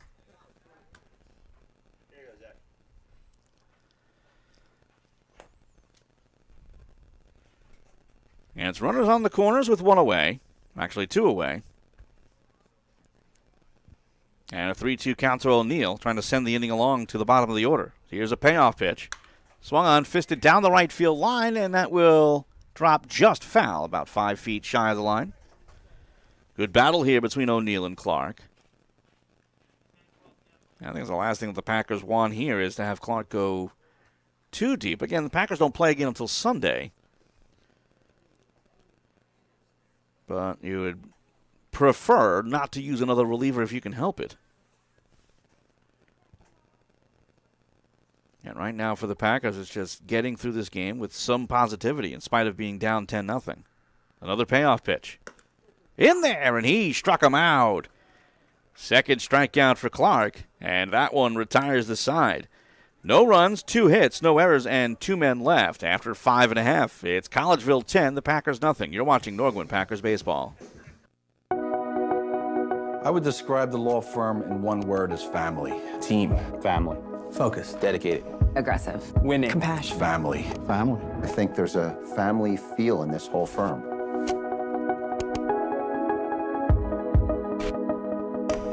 It was 1984, and I was working for another law firm along with my soon-to-be partner, Drew D'Angelo. We had a vision that we wanted to represent people from Northeast Philadelphia who came from the same kind of background that we came from. We were the sons of construction workers and police officers and firemen, and we had a natural client base. So we took a shot. We handle catastrophic cases here. We have the capital. We have 100 years plus of experience. We know what we're doing. I know the way construction job works. So when I'm taking a deposition of a superintendent for a general contractor, he's going to know right away that I know what I'm talking about. And that gives me a depth of experience that I don't think other lawyers in this field have. Each attorney and staff member has been handpicked, not just because we're very good at what we do, but because we share the same philosophies and values. I like to root for the underdog, and they have that underdog mentality here.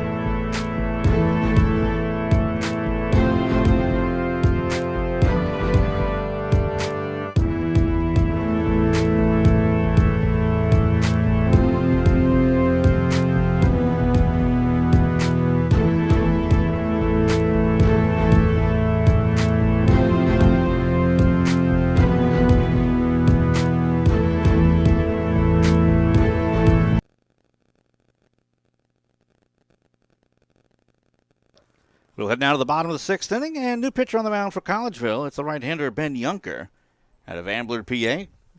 Just finished up at Wissahickon High School, first team All-League at second base, second team All-League at the pitcher position. First pitch due in to C.J. Gilmer.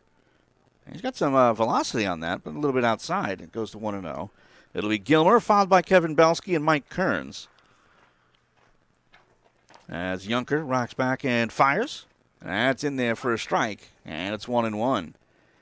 Junker is a East Stroudsburg University commit, so he'll play Division II in the PSAC. And here comes the 1-1 pitch. A little high for a ball. Gilmer 0 for 2. Grounded out to short in both the first and third. Packers trailing 10-0. Trying to put together some good ABs. So here comes the 2-1 pitch. Swung on, fouled off to the right out of play. And it's 2-2.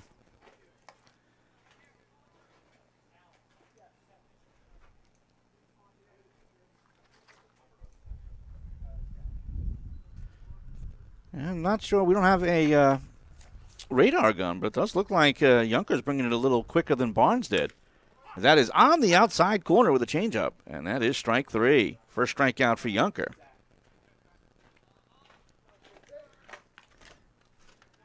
Right fielder, Kevin Belsky. So with one out, nobody on, here's Kevin Belsky. Belsky 0 for 2. Grounded out in the first, struck out swinging in the fourth. First pitch from Junker. Fastball swung on and fouled back. And I'll tell you that Junker does not look like he has a whole lot of size to him. Again, at just most likely 18 years old. So it's kind of misleading, as he does have some power to him. So here's the 0-1. High and outside for a ball. 1 ball and 1 strike to Belsky. After this pitch, we'll give you final totals for the starter for Collegeville. Here's the 1-1.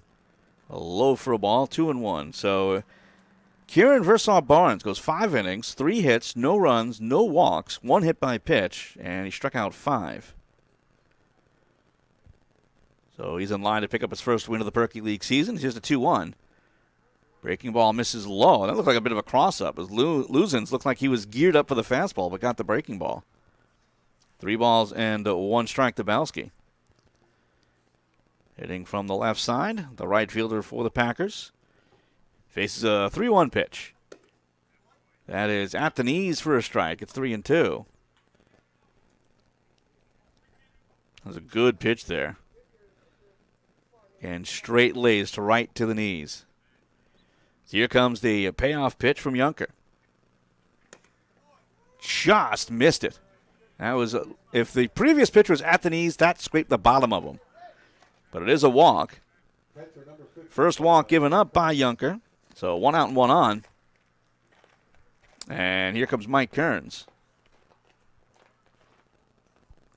Kearns has reached twice. He's 1 for 1. Single left in the second. Hit by a pitch in the fourth.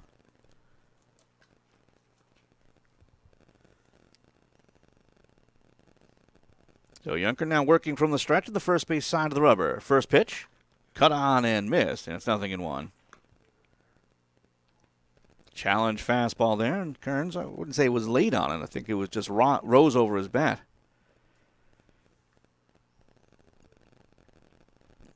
Junker not paying much mind to Belsky with the 10-run lead in the pitch. This is outside for a ball. Goes to 1 ball and 1 strike. This game coming up on 2 hours old with 10 runs in on the game. Hard to keep it quick with that much offensive production. So here comes the 1-1. In the dirt, gets away, and on to second goes Belsky on the wild pitch. Yeah, that's something if you're Junker, up by 10, you don't really worry too much about it. You just make sure it's an aberration. If anything, that might actually help the White Sox. Again, nobody's going to hold on Belsky at second, so more defensive coverage. So here comes the 2-1. High for a ball, 3 balls and 1 strike. Now Junker showing a little wildness. I wouldn't say wildness, just missing the strike zone. Again, you have the wild pitch, but that one didn't exactly get away from Luzins.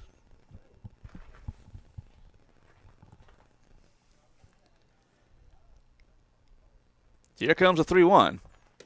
Low for a ball, ball 4. So 2 straight walks issued by Junker. It'll be first and second with 1 away. Now batting number 13, Al Warner. As now it looks like we'll have a pinch hitter for Zach Hess. And it's going to be Al Warner.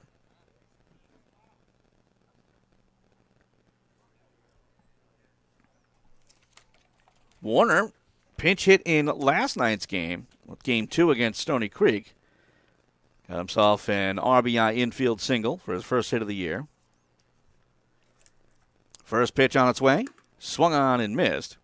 And it's 0-1. Al Warner can tell you stories from this league dating back to the 70s. Playing in his 46th season. So here's the pitch. Swung on and missed. A little late on the fastball. And it's quickly 0-2. As right now, Junker's just challenging. And talk about a difference in age between a pitcher and a hitter. And you've got Junker, who is probably 18, 19. Warner, who is not. So here comes the 0-2. Check swing, got a piece of it to stay alive. And we'll do it again at 1 ball and 2 strikes. Again, Hess was playing over at first base, so you wonder if Warner will stay in the game and play first in the 7th.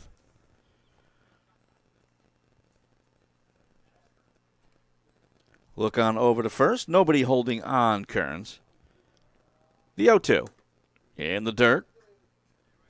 1 ball and 2 strikes here to Warner. Lewandowski due up next. And Packers would love to try to find a way to get rid of the goose egg. Double take back to second, and the 1-2. Swung on and missed, and that is strike 3. Second strikeout by Junker. And it's 2 away. So here comes Eric Lewandowski.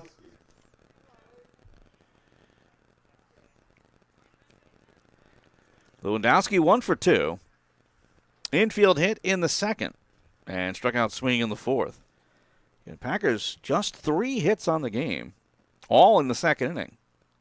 Again, they are missing some key components offensively, but a little bit of a surprise there. First pitch, big cut and a miss from Lewandowski. And it's 0-1. Again, no Dylan Tice. No Dennis Pierce because he pitched today. No Mike Knipe as well. So here comes the 0-1.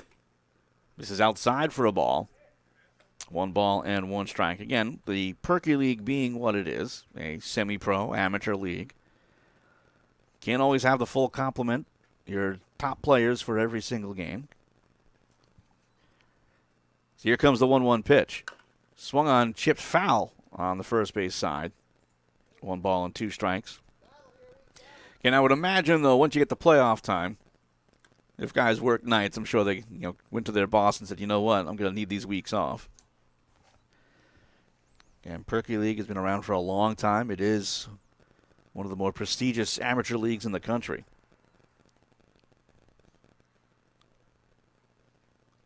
One ball, 2 strike count here to Lewandowski. First and second, 2 away. And the pitch.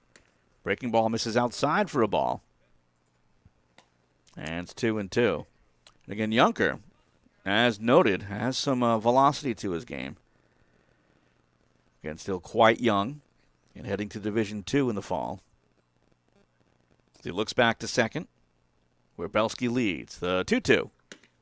And that is on the outside corner. That is strike 3. Third strikeout for Junker. And that retires the side. No runs, no hits, no errors, and 2 left. After 6, it's Collegeville 10, Nor-Gwyn nothing. You're watching Nor-Gwyn Packers baseball. I would describe the law firm in one word as family. Team. Family. Focus. Dedicated.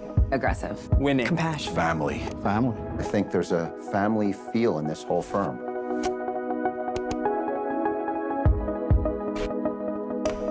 It was 1984, and I was working for another law firm along with my soon-to-be partner, Drew D'Angelo. We had a vision that we wanted to represent people from Northeast Philadelphia who came from the same kind of background that we came from. We were the sons of construction workers and police officers and firemen, and we had a natural client base.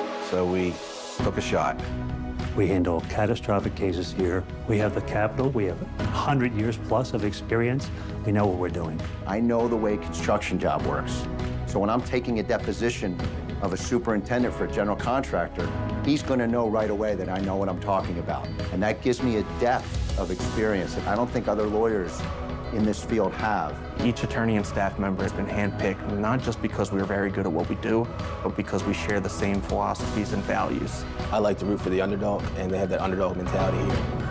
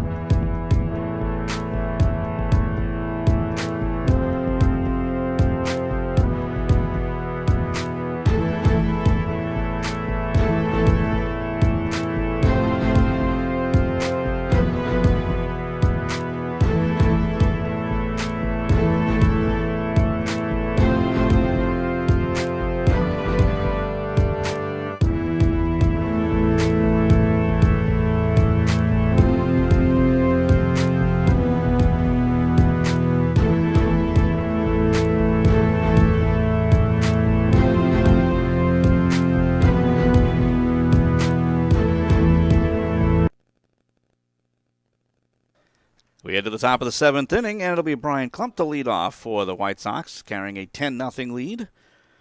First pitch on its way, and it's a high pop-up left side of the infield. C.J. Gilmer stands underneath it. One pitch and one away.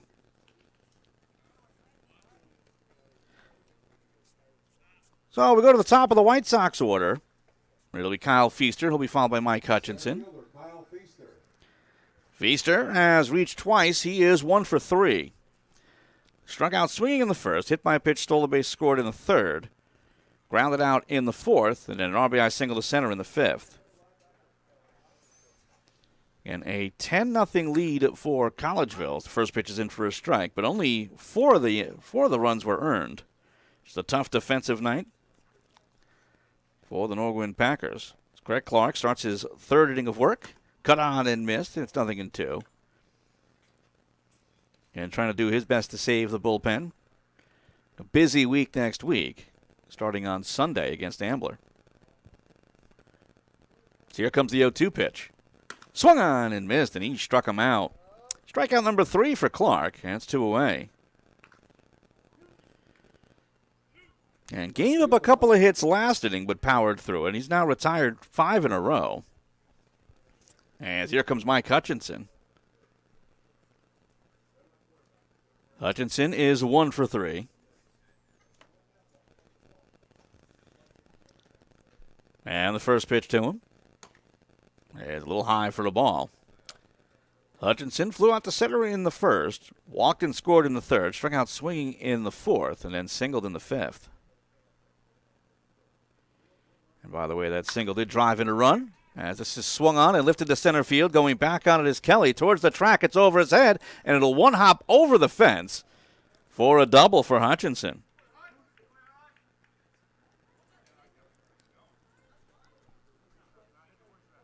So a 2-out double for Hutchinson makes him 2 for 4 on the day. And up steps Cody Clark. Clark 2 for 4. So he singled to right in the first, 2-run homer in the third. Flew out to right in the fourth, struck out swinging in the fifth.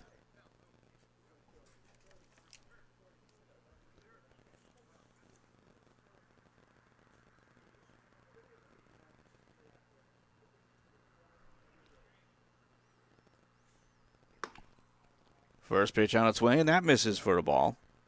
And it's 1-0. Packers, by the way, will have a bottom third of the order due up. Here's the pitch. Little chopper slowly hit towards short. High hop for Gilmer. Throw to first is in time. And that will retire the side. No runs, 1 hit, no errors, and 1 man left. We go to the bottom of the 7th inning. Packers trailing 10-0. You're watching Nor-Gwyn Packers baseball. I would describe the law firm in one word as family. Team. Family. Focused. Dedicated. Aggressive. Winning. Compassion. Family. Family. I think there's a family feel in this whole firm.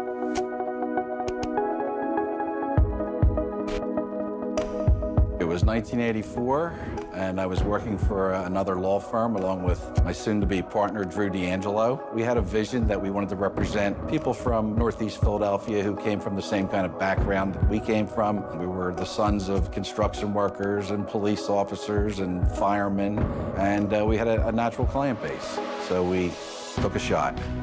We handle catastrophic cases here. We have the capital. We have 100 years plus of experience. We know what we're doing. I know the way construction job works. So when I'm taking a deposition of a superintendent for a general contractor, he's going to know right away that I know what I'm talking about. And that gives me a depth of experience that I don't think other lawyers in this field have. Each attorney and staff member has been handpicked, not just because we're very good at what we do, but because we share the same philosophies and values. I like to root for the underdog, and they have that underdog mentality here.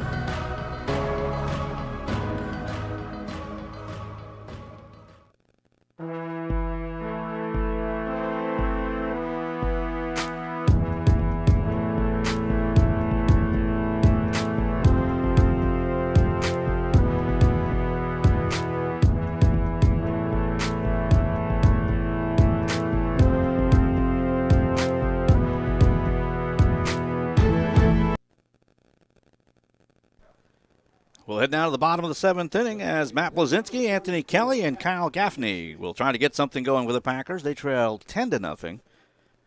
As Ben Junker starts his second inning of work. First pitch to Blazinski is a chopper up the middle, flashing across Altieri. Gets to the backhand. Throw to first is in the dirt, but dug out by Young. And it's one away.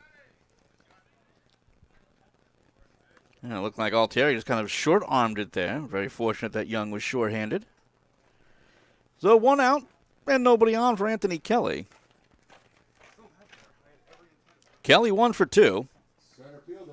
He singled to left in the second, flew out to left in the fifth.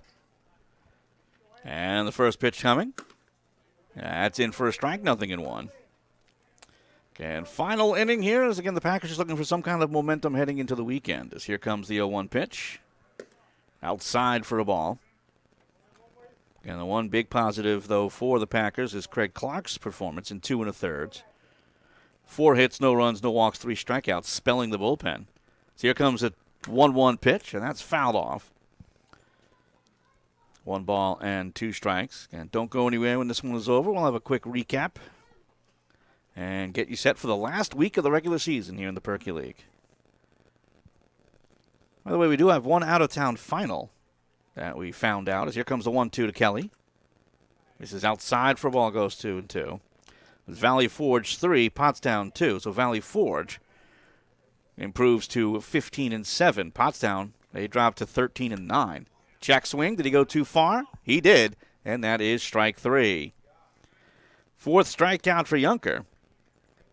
And the Packers are down to their last out, as it looks like there'll be a defensive change being made here by the Packers. Coming out at first base is Scott Young. And do not recognize who it is at first base now because he's not on the official sheet. First pitch on its way to Kyle Gaffney is in first strike. It's 0-1. And just to keep things neat and tidy, we'll try to find out who it is. It looks like it is Dan Marin.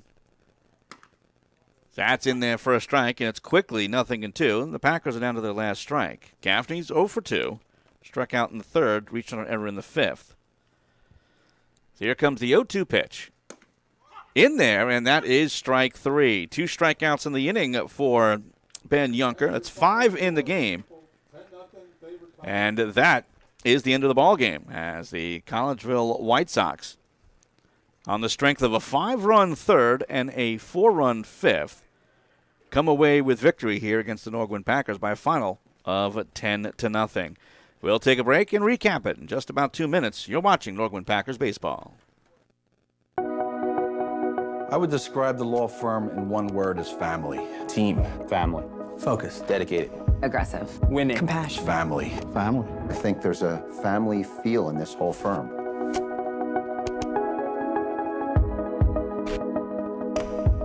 was 1984, and I was working for another law firm along with my soon-to-be partner, Drew D'Angelo. We had a vision that we wanted to represent people from Northeast Philadelphia who came from the same kind of background that we came from. We were the sons of construction workers and police officers and firemen, and we had a natural client base, so we took a shot.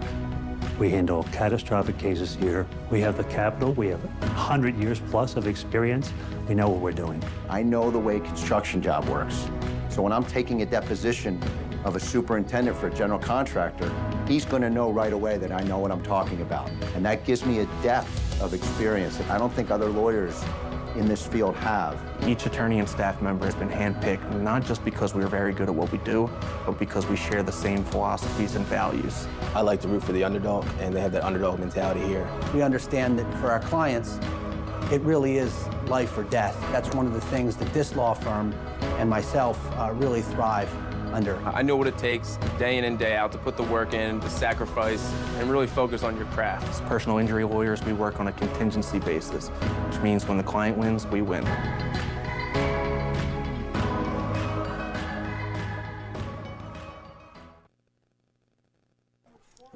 Welcome back, everybody. Once again, we are live from Hostelli Stadium in North Wales, Pennsylvania. Tough evening for the Nor-Gwyn Packers as they fall to the Collegeville White Sox by a final of 10-0.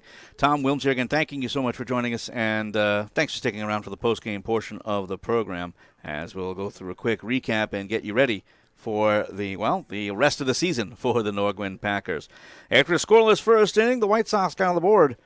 A leadoff home run by Scott Young as he hit one opposite field over the right field wall to make it a 1-0 lead for Collegeville. In the top of the third inning is when Collegeville would break it open. They would send 9 men to the plate as Kyle Feaster would start off getting hit by a pitch, steals second, move to third on a wild pitch, while Mike Hutchinson would walk and then came in to score on a wild pitch as well. Cody Clark would then hit a 2-run home run.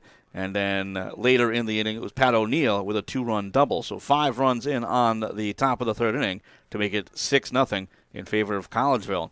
After a scoreless fourth, the White Sox did it again in the fifth, sending 9 men to the plate, as that inning was highlighted by a couple of runs coming in on errors, an RBI single by Kyle Feaster, RBI single by Mike Hutchinson, and again, 4 runs would score in that frame, and that was all she wrote. Final totals in this one, Collegeville, 10 runs on 13 hits, no errors. They left 8 men on base. Nor-Gwyn with no runs, 3 hits, all bunched up in the second inning.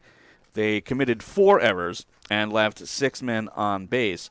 Picking up the win for the Nor-Gwyn Packers is Kieran Versaw Barnes. He improves to 1-1. He goes 5 innings, gives up all 3 hits in that second inning. No runs, no walks, and struck out 5, while suffering the loss Dennis Pierce as he drops to 2-1. He goes 4 2/3, gives up 9 hits, 10 runs, only 4 of them earned, 2 walks, and 6 strikeouts. Time of the game, 2 hours and 1 minute, as the Collegeville White Sox improve to 13-9-1, while the Nor-Gwyn Packers, they drop to 19-3 on the year. That'll just about do it for us. Next up for Collegeville, they'll play Monday night in Trooper against the Tribe for a 6 p.m. start. Next up for the Packers will be on Sunday night here at Hostelli Stadium against the Ambler Brewers. It'll be a 6:30 p.m. start, but there'll be no broadcast. And we'll ask you to join us again for the next and final broadcast of the regular season 1 week from tonight as the Packers close out the regular season against the Lansdale Tigers. It'll be a special 8 p.m. start here on the Sports Fan Base Network. Once again, our final score tonight, the Collegeville White Sox 10, the Nor-Gwyn Packers nothing. For all of us here at Hostelli Stadium in North Wales, Pennsylvania, this is Tom Wilms saying thanks for joining us, and we'll see you real soon.